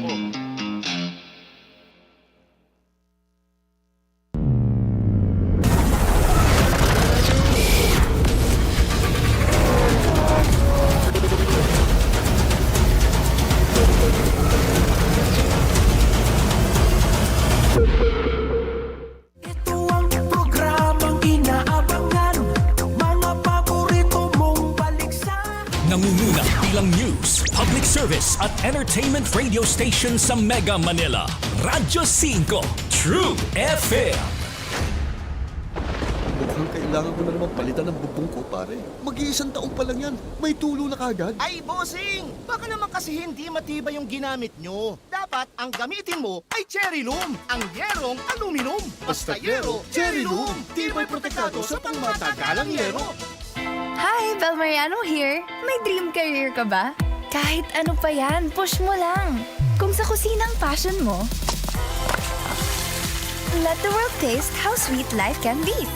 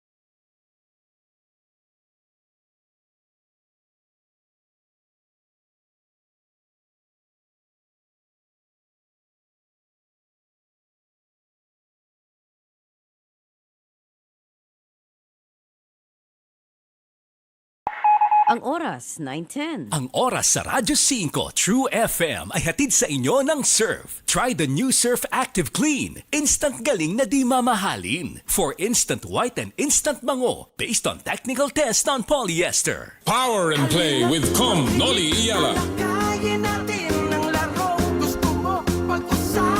Well, welcome back sa ating second hour ng Power and Play, mga kaibigan. And right now, we're very, very honored to have with us on the show, joining us today, this morning, is no other than the head coach of Barangay Ginebra, Gin Kings, and of course, the head coach of the Gilas national team, our good friend, Coach Tim Cone. Tim, good morning. Good morning. Good to be on the show. I haven't been on for a while. So I know. nice to be back. You've been busy. I'm with Jera Season, my partner, Tim. Good morning, Yes. Coach. Hi. Well, you Good know, morning. it's been an interesting. Let me begin first. Of course, a lot of things we can talk about, but I want to focus on Ginebra and, of course, later on Gilas. So let me begin first with Ginebra, Tim. You know, it's been a very interesting elimination round for you. Again, the traditional or the familiar refrain of a slow start for Ginebra. You lost your first game. It was like a roller coaster, loss, win, before you really put up a streak. What is it? You know, a lot of people are always asking, what is this? Is this really an issue about learning your system? Or is this about being overconfident among your players, Tim? No, I think it's really an issue about, first of all, for this particular conference, we made some dramatic changes. Using Christian Stan Hardinger and Stanley Pringle, two really, we built everything around Christian when he was with us, and he carried us for much of the last 2 or 3 conferences. So when we moved him on and picked up some new core players, there was a struggle in the beginning trying to get everybody on the same page. I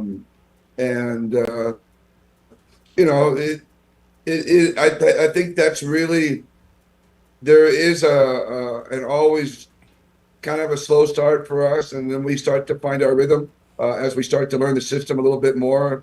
And it's not just the offensive side, not just a triangle, but the defensive side as well. Trying to figure out where all the roles everybody's going to play.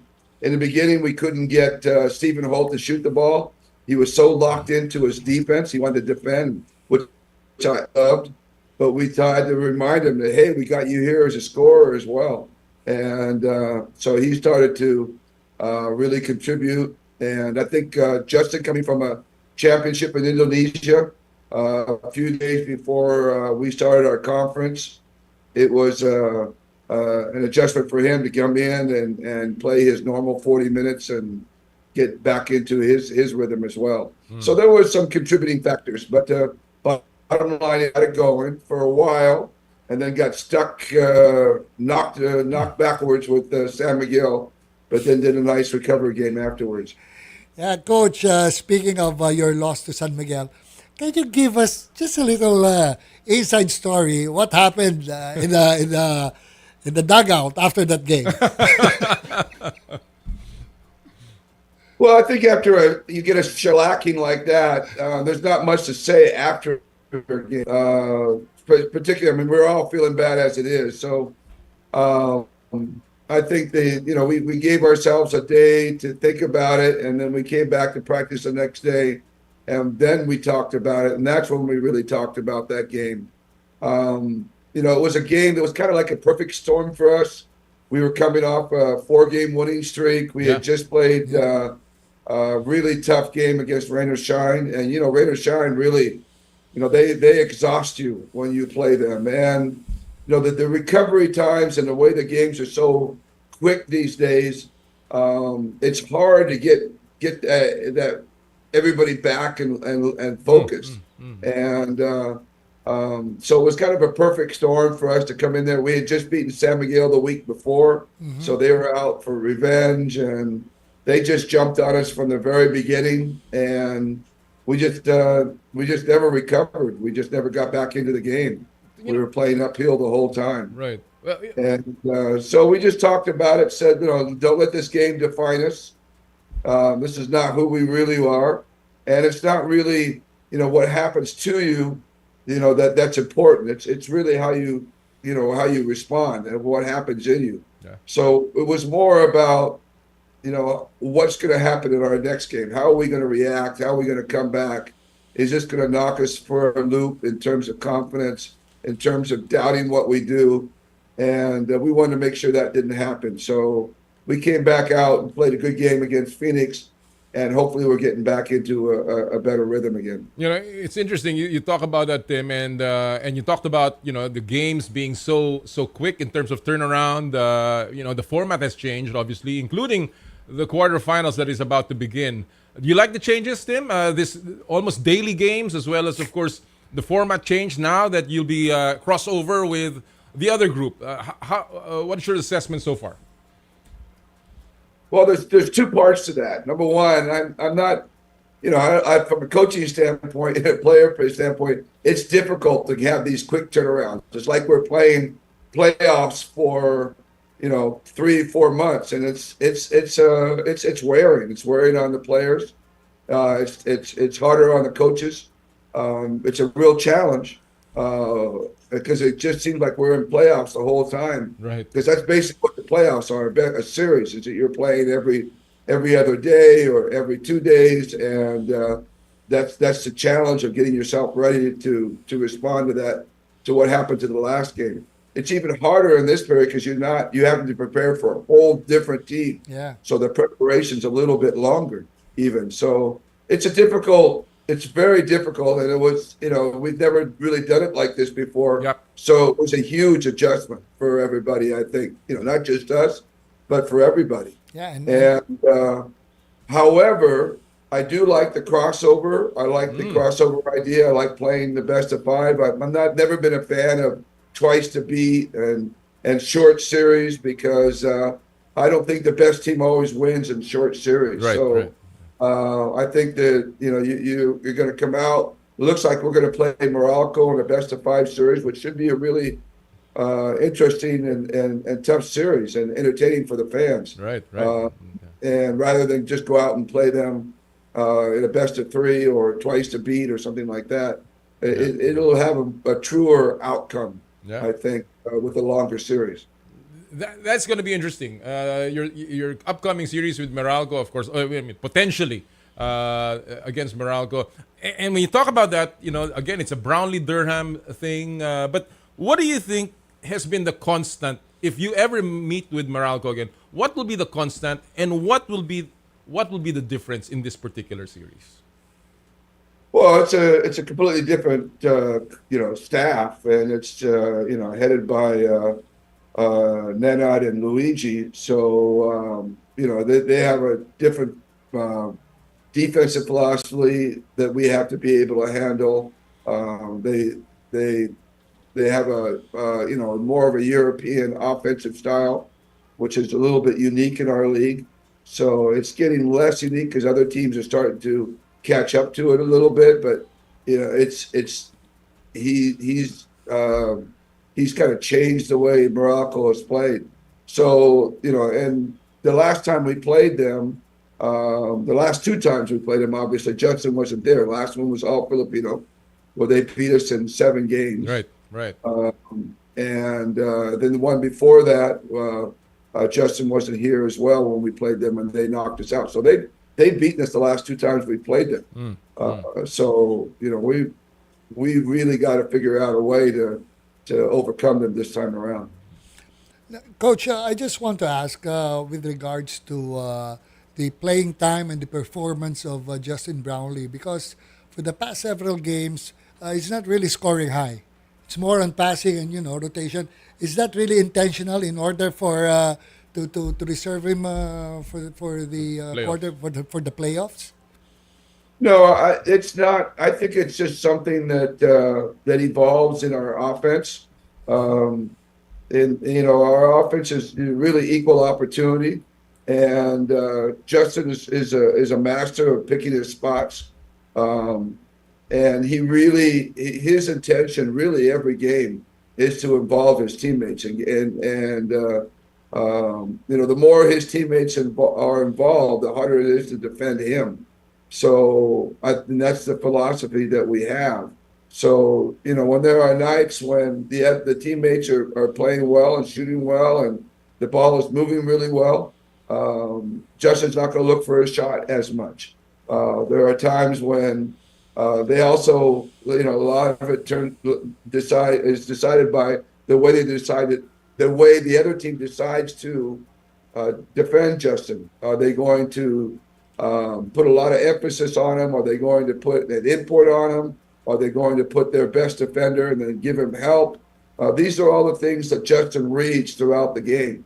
And it's not as simple as, tonight I'm not going to play and I'm not going to shoot the ball, or I am going to shoot the ball. There is a lot more involved in terms of how they're defending him, how the teammates are playing. And we always feel our best games are when he's scoring in the 20s, but he has, 8 or 9, 10 assists and, 10 or 12 rebounds. When he's doing that, that's when we're at our best. Right. We're not at our best when he's scoring 50 points or 45 points or whatever. We're leaning on him too much for that. Right. So Yeah. actually, when he's scoring less, that's usually when we're playing at our best. Tim, of course, you mentioned this, and when you look back at the start of the season, the biggest and perhaps most discussed trade was your trade with Terra Firma, where you picked up, as you said, you gave away Stan Hardinger and Stanley, the biggest two pieces there, and picked up guys like Holt, a first-round pick that turned out to be RJ, and of course Isaac Go. Assess that trade now. Do you think that this was a trade that benefited both? Who won that trade, in other words, Tim? I'm not a big believer in trying to win a trade. I just don't think it, throughout my whole career in Alaska, we never had the intention of trying to win a trade. We don't want to win over another team, because if you do that, you have a tendency to the trades aren't going to come that easy or that often if you're constantly winning trades. You want to have trades that benefit both teams, obviously, in my mind.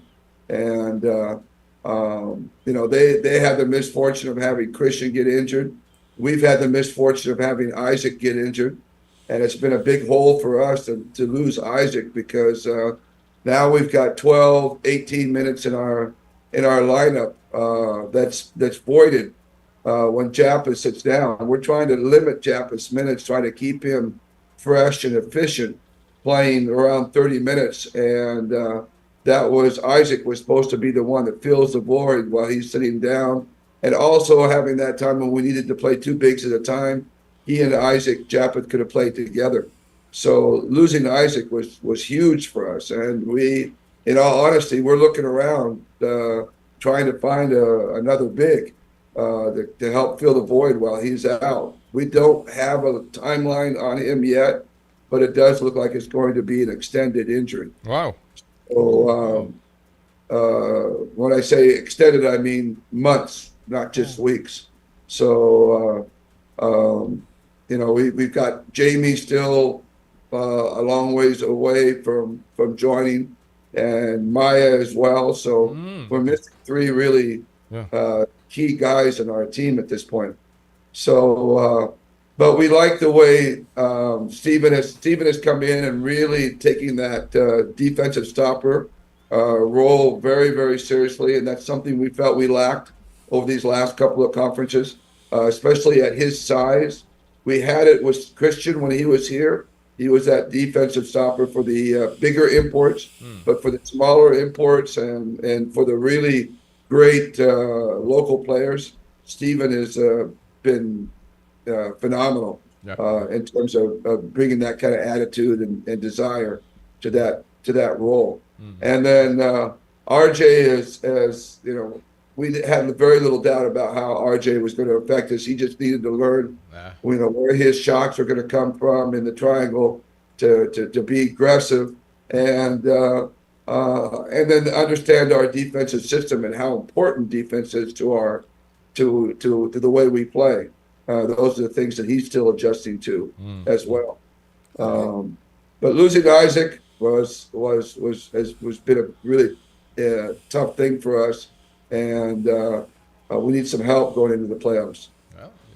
Okay, Coach, correct me if I'm wrong, but before the start of the conference, you were not so much, In favor. agreeing with the 4-point shot. Now that it has been played for several weeks or probably a month, have you changed your mind with regards to the 4-point shot? No, not at all. I'm still not a fan of the 4-point shot. Not at all. I mean, it can be fun for the players, and it can be fun for the fans, and I see that reasoning. But to me, there was an article that what's his name, the former Lakers Spur. He's here in the country. Robert Horry? Robert Horry. Yeah, Robert Horry.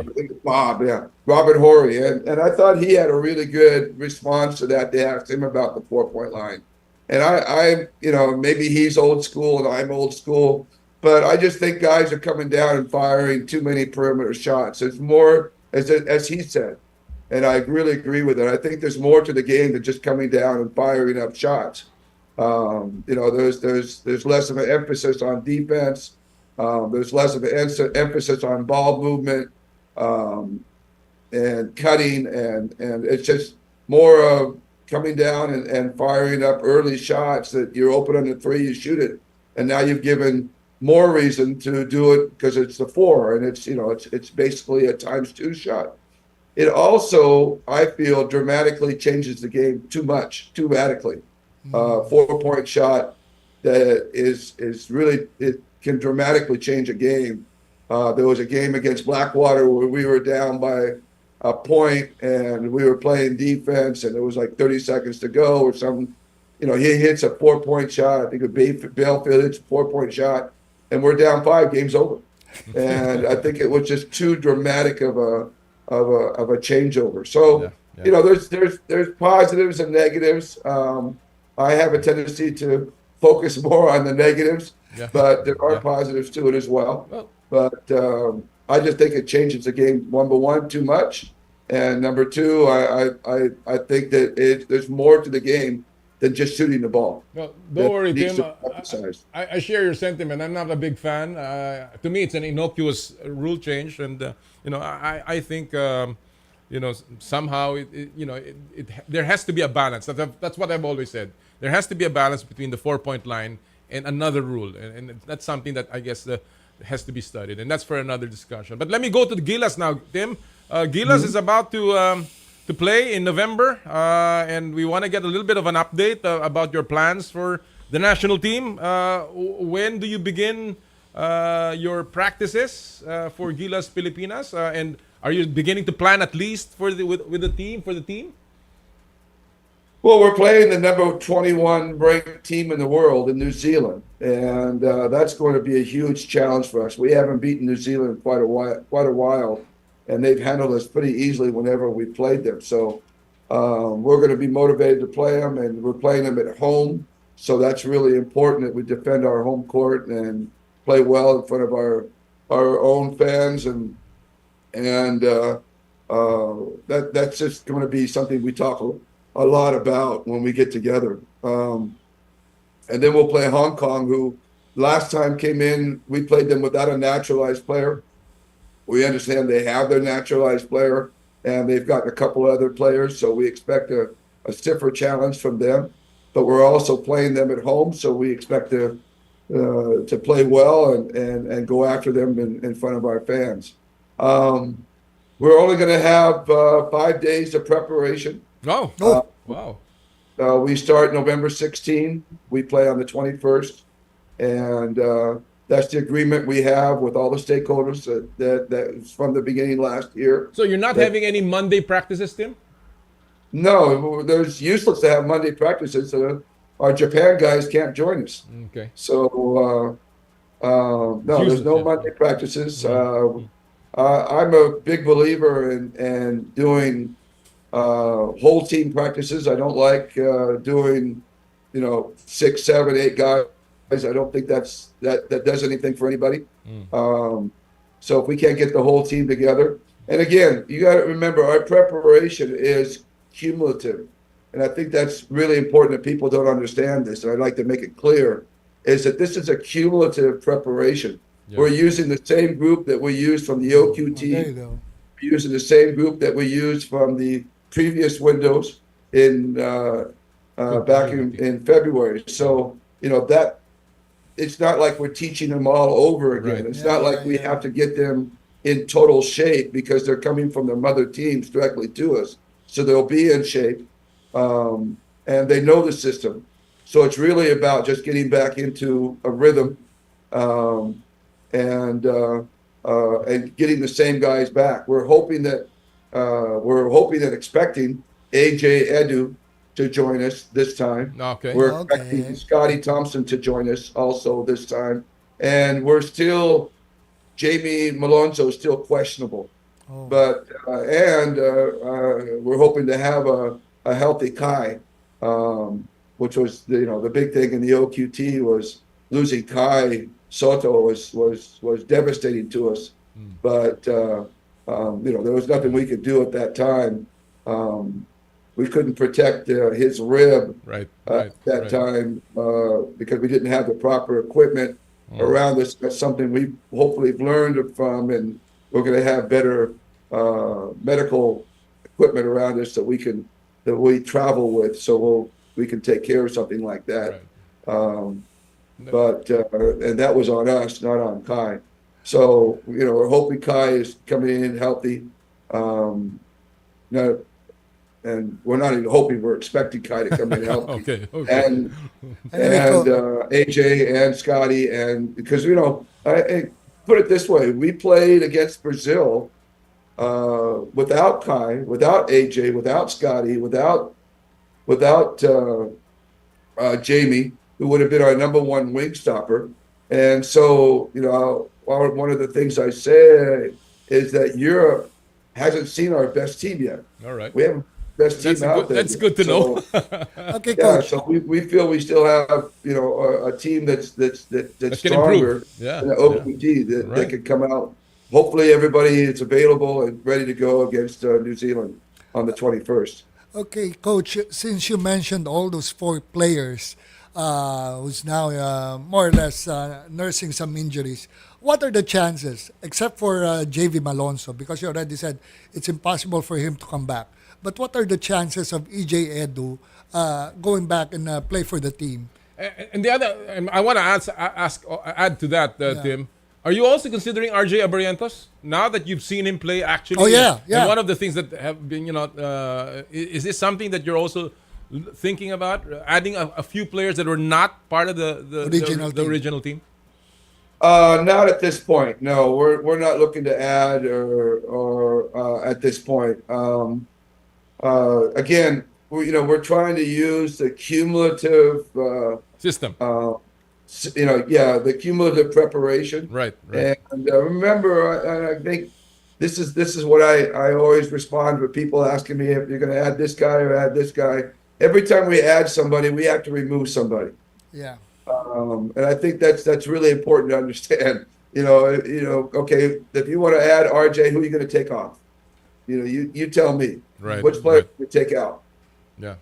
Think of a player you want to take out from the 12, the original 12 that we have.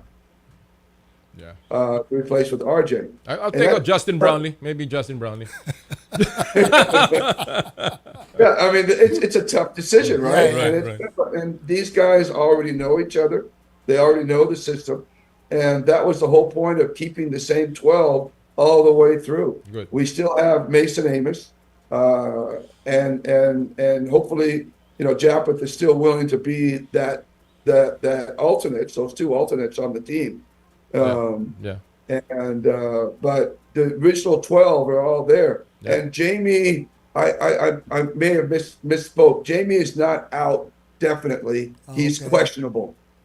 He could be available by November. All right. And if not, then it would be either Mason or Japeth joining the team to replace them again, because how about EJ? All right. Well, we're running a little bit out of time here, Tim, but I want to ask this as a final question. I know that not a big, just a win game guy. You've always been the big picture guy that I've known you to be. Always about winning championships. Always about getting to the ultimate goal. So now that you've handled this team for over a year now, maybe, what will be your barometer in determining whether your program and this team has actually made strides? Well, I think the obvious one is, are we rising up in the rankings? Are we moving up in the rankings? And, we did through the OQT, we rose up, 3 or 4 spots. And, it just goes to show how hard it is to go up in the rankings. We want to get to where New Zealand is. We want to get to where Japan is. I think Japan is like 20th now in ranks, and we're still in the 30s. So we're trying to move up into the 20s. That's our first goal, to get to the 20s and continue to move up as far as we can. And the only way we can do that is continuing to beat teams that are above us or ahead of us in the rankings. So that's one of the barometers. Can we beat I think going into the OQT, our big question was, can we compete with European teams? Can we beat 1 or 2? And we were able to do that. So we have that barometer. Now it's coming into New Zealand. Can we beat? Can we play a really good game and find a way to beat New Zealand, and which is almost a top 20 team in the world. So these are the things that we're looking for. But ultimately, it's going to be what we do through FIBA Asia. Can we finish in the top 2 or 3 in FIBA Asia? Maybe even win it. That's going to be in August, and then from there, qualifying for the World Cup. So there's steps along the ways, and we'll know as we go if we're getting better or if we're stuck in mud or if we're getting worse. Yeah, and that's the time when all the adjustments can be made and will be made. Well, Coach Tim, I know it's a lot of work for you with Ginebra as well as for the national team, but as you know, we're always behind you, and I know the entire Filipino nation is behind you, cheering on the team. Good luck on your game, on the playoffs as well, and we hope to see you again in Power and Play. Okay, thank you very much. Thank you very much, Coach Tim. Thanks, Early. Maraming salamat. Thank you. Tim Cohn, mga kaibigan, ang ating pong paboritong coach, and of course, one of our really good friends and terrific mind. And again, maganda yung mga sinasabi niya, all the preparations, partner. And of course, yung Ginebra. He's looking forward to a Meralco matchup, partner. Mukhang ikaw na naman. Kaya nga ngising aso ko kanina eh. Ganun Alright, mga kapatid, before we give you our final guest of the day, syempre, gusto po natin magpasalamat muna sa lahat ng mga tagapagtaguyod ng Power and Play. Gusto po natin magpasalamat sa Cherry Loom, ang yerong may aluminum sa ganitong babago-bagong panahon, mga kapatid. Sobrang init tapos biglang uulan. Kailangan natin na matibay at protektadong bubong. Dapat ang bubong ay yerong may aluminum. Kapag may aluminum, tsak na pang matagalan. At isa lang, alam kong kalidad na yerong may aluminum, yan ang Cherry Loom. Tibay protektado sa pang matagalang yero. Cherry Loom, ang yerong may aluminum. Thank you! Cherry Tigo 7 Pro. Rev up your driving experience with the Cherry Tigo 7 Pro. A 1.5 turbocharged engine powers the Cherry Tigo 7 Pro to give you a faster and smoother drive wherever you go. Stay connected and on the go with its cutting-edge 12.3-inch infotainment system compatible with Apple CarPlay and Android Auto. Savor the joy of the open road with a full digital instrument panel and a panoramic sunroof, perfect for your scenic family road trips and weekend getaways. The Cherry Tigo 7 Pro is definitely the ride for you and your family. So what are you waiting for? Experience it for yourself. Test drive a Cherry Tigo 7 Pro at your nearest Cherry dealership now. For more information, you may also visit Cherry Auto Philippines website at www.cherryauto.ph. Thank you! Joyride, ang bago ninyong kasundo. No more waiting na sa Joyride QR Code Instant Booking. Parahin lang ang Joyride MC Taxi Driver at i-generate ang QR code sa Joyride Super App. Ipascan ito sa driver para match agad.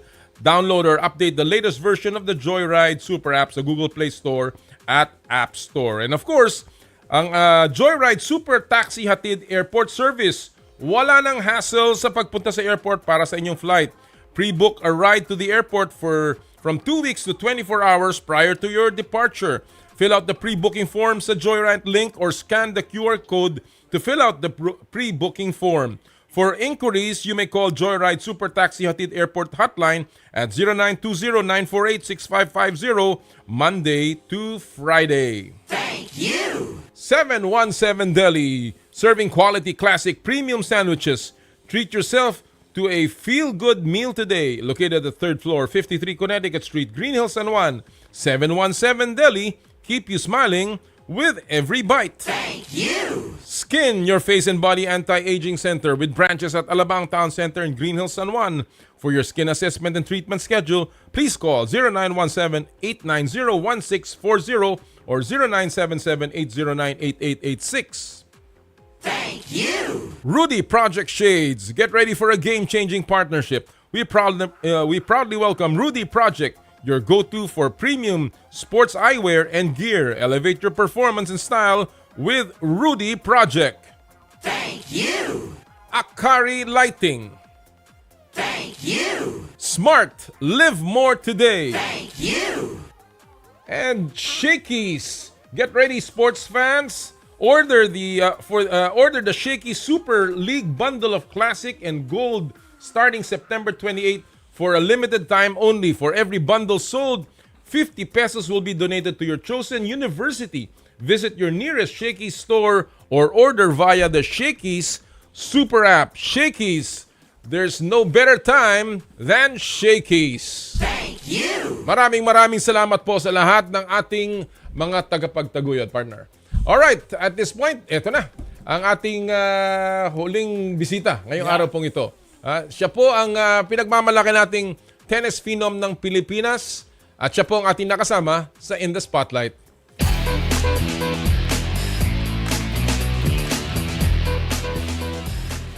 Sa kasalukuyan po siya ay number 149 sa mundo sa tennis ng Women's Pro at siya po ay nakapanalo ng 2 titulo ngayong taong ito doon po sa Espanya, hindi po sa UST, sa Espanya.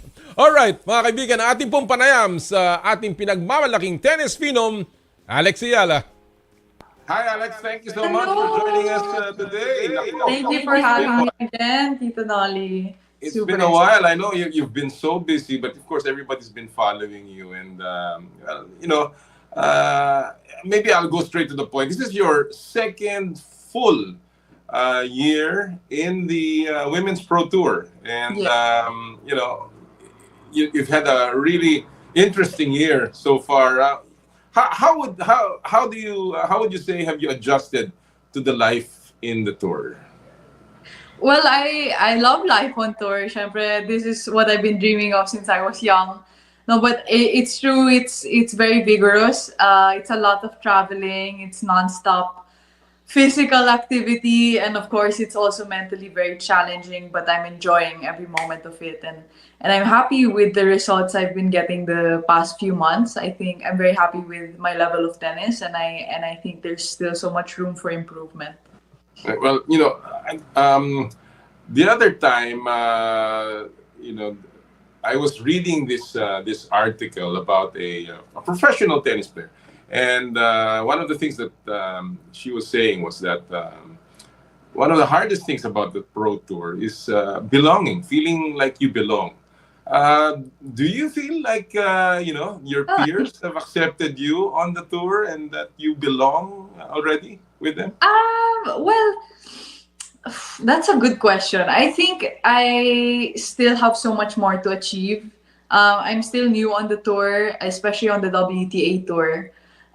So I think there's so much more I can show people, and as I said a while ago, a big room for improvement. So I feel like I'm excited to see how my tennis progresses, and the year's not done yet. I have a couple WTA tournaments lined up, so I'm working hard to do well in those. And of course, I've gotten to know a lot of people, a lot of the other players, and they're on the same journey essentially. So I think it's important to know that even though they're competitors, we're all just chasing our dreams, and we have to learn to get along, because in the end,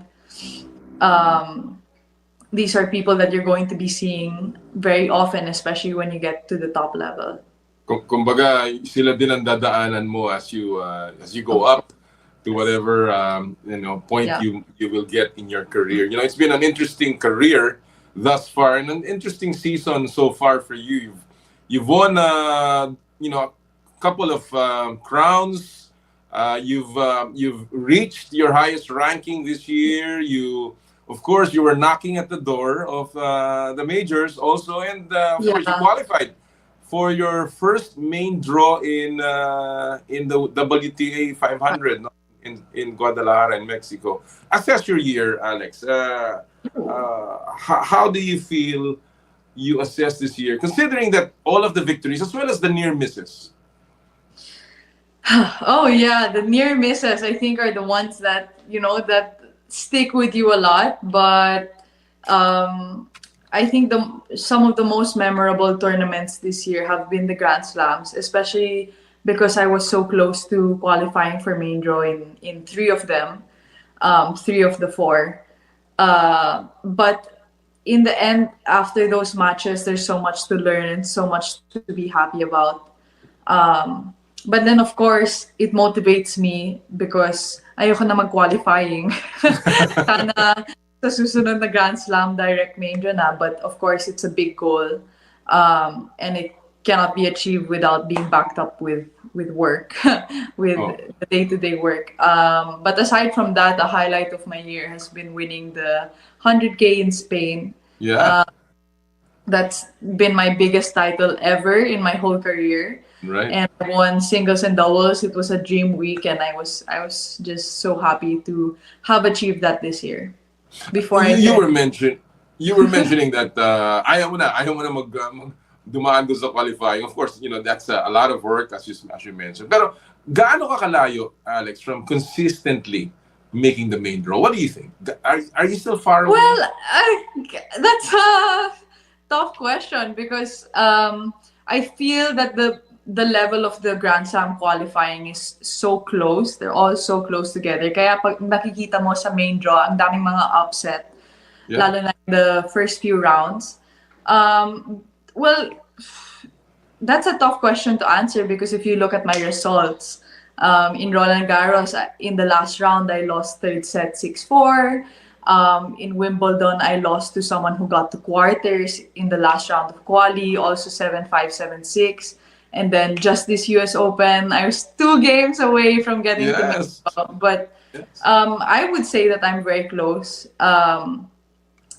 Not just in terms of the results, but also in terms of how I feel on court and just to see my progression and the matches that I've won, tough matches these past couple of months. So I'm very happy with that. And if I can keep the trajectory of the improvement going, then I think it's bound to happen at some point. And of course, sky's the limit. You're really picking up momentum. But when you look at your game, what is the biggest improvement you think that gives you confidence in your game? Because I'll give you an example. For instance, when I look at you, you're obviously hitting much stronger. You're getting to the balls much faster, and clearly you've become strong, more fit. Your physique looks more fit on television. So, what has been the biggest improvement for you, Alex? Well, definitely fitness is a huge part of it, but also I think learning how to use my strengths and optimizing the strengths that I have, and then just trying to be very quick on my feet, very quick reactions. That's another thing that I am working on, and of course, just the consistency of the level of tennis and not to go up and down and be very erratic. Just keep a consistent level of tennis and being able to play kind of above average or a good average after a number of weeks, throughout a number of months. Yeah. You've had, based on your statistics this year, your pro win-loss record is 35-25, which is about 58% win rate. And your win rate in grass as well as in a hard court is the highest at 63%. And of course, in clay, because you played the least in clay so far. Would you say na mas komportable ka talaga, Alex, now sa hard court and of course maybe a little bit of grass? But syempre, lumaki talaga ako sa hard. Wala namang clay sa Pilipinas. Of course, there's shell. But growing up, I think we kind of avoided playing on shell because it wasn't, the goal was always to compete internationally, and wala namang shell court international. So I think my game really suits hard court better. And it's true that the clay court seasons are shorter, so I don't get to compete as much. I do. This year, clay was actually very fun. I liked it. I have struggled a bit in the previous years, but I think as the level of tennis improves, then how I feel the court, how I compose my shots or compose the rallies, will get better and better. And of course, that needs experience. And grass, on the other hand, I really like grass. It's definitely different. And it's something everybody needs to adjust to because it's such a short period of the year. Right. But it's very different when you go and you smell the grass, and it looks very social. And Social. lalo na in Wimbledon. So it gives a different aesthetic, and syempre it adds to motivation. Yeah. Yeah. Well, it's always nice to see you in all of these settings because, it's rare that we see a Filipino walking around in the center court and seeing all of these crowds. And talking about that, the U.S. Open, when you played the U.S. Open, the crowds were enormous. In fact, yes, they were. May mga narratives, may mga diskurso, may mga reports na talagang fascinated, amazed ang mga officials, even your opponents and your co-players about the kind of crowds that were watching your games, not even in center court, no? It's never been seen. What was that like for you, Alex? Wow, I was so proud and so motivated because they were really filling up the courts. And then with every match, they had to give me a bigger court kasi hindi nakasya yung mga tao sa, sa paligid. And it was a crazy atmosphere. I don't think I've ever experienced anything like that before. And syempre wala akong home tournament na women's. So I feel so fortunate to be able to experience that in the biggest stage of tennis, literally in New York, in the US Open. And it meant so much to me because also a lot of, as you said, a lot of players, a lot of officials were coming up to me and they didn't know that there was such a huge Filipino community in New York. And I'm like, yeah, we have huge Filipino communities everywhere. And, I'm just so grateful that they took times out of their day and they made the effort to come and watch. Yeah, I mean, I know it's very difficult to get in, but, really the Filipinos packed it. What's your reaction? Just a side note on the crowds, because many of those who watch you, are not so familiar with tennis etiquette. And we saw that in the US Open, that final game before the main draw that you could have won. And actually, obviously, your opponent there in the first set was very frustrated. I watched that, and she was even looking at the crowd. But what is your reaction, and how do you what's your mindset with respect to that? Well, first of all, I think the rule of tennis is you cannot pay attention to. That's the rule. You cannot pay attention to whatever is outside the court. Of course, there's a reason why tennis, isn't like other sports where you're moving around all of the time. I think it adds to the ambience, and it's a really different experience to go and watch a tennis match, and you can feel the tension in the air when nobody's talking. And it's just a different experience from other sports and others, especially team sports. But it's part of the game, there's always going to be in a big crowd some people who aren't very aware that it's not very proper to clap after a double fault or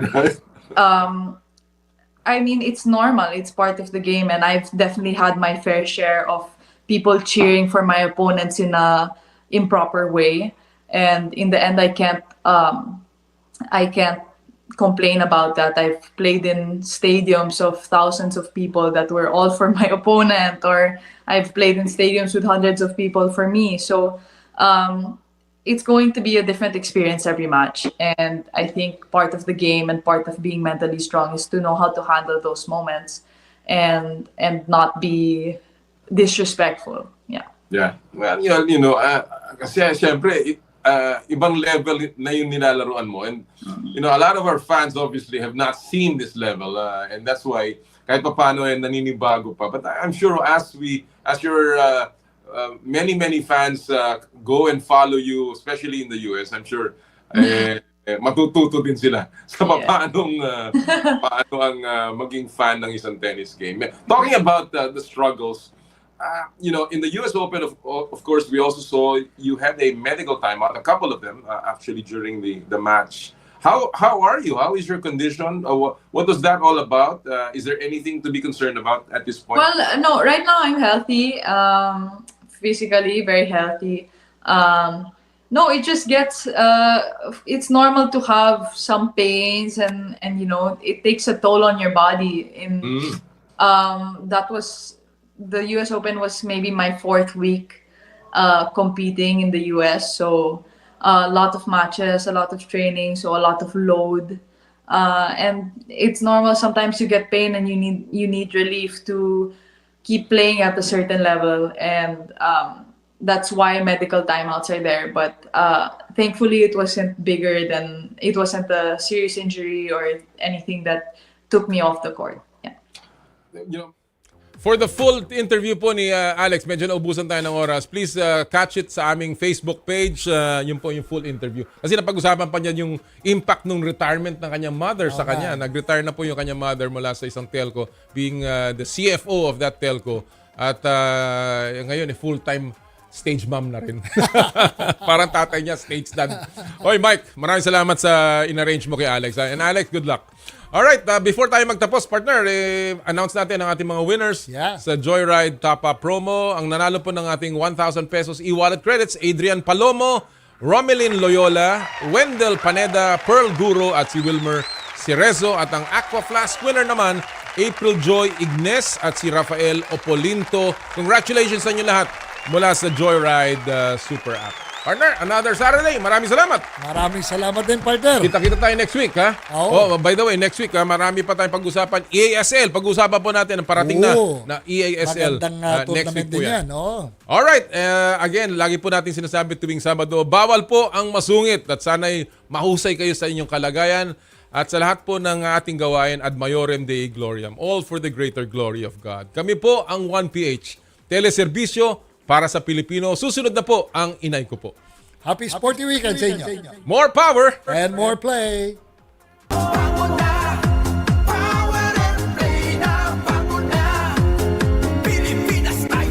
Sa kapwa ko Pilipino, ipagmalaki ang galing na meron tayo.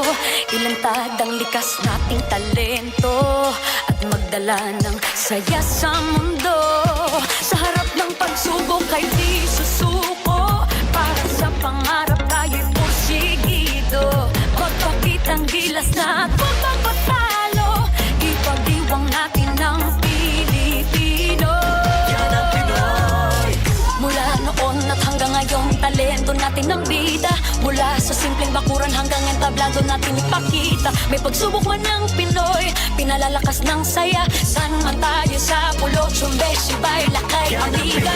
Sama-sama pakita, ang galing natin katropa. Sa kapwa ko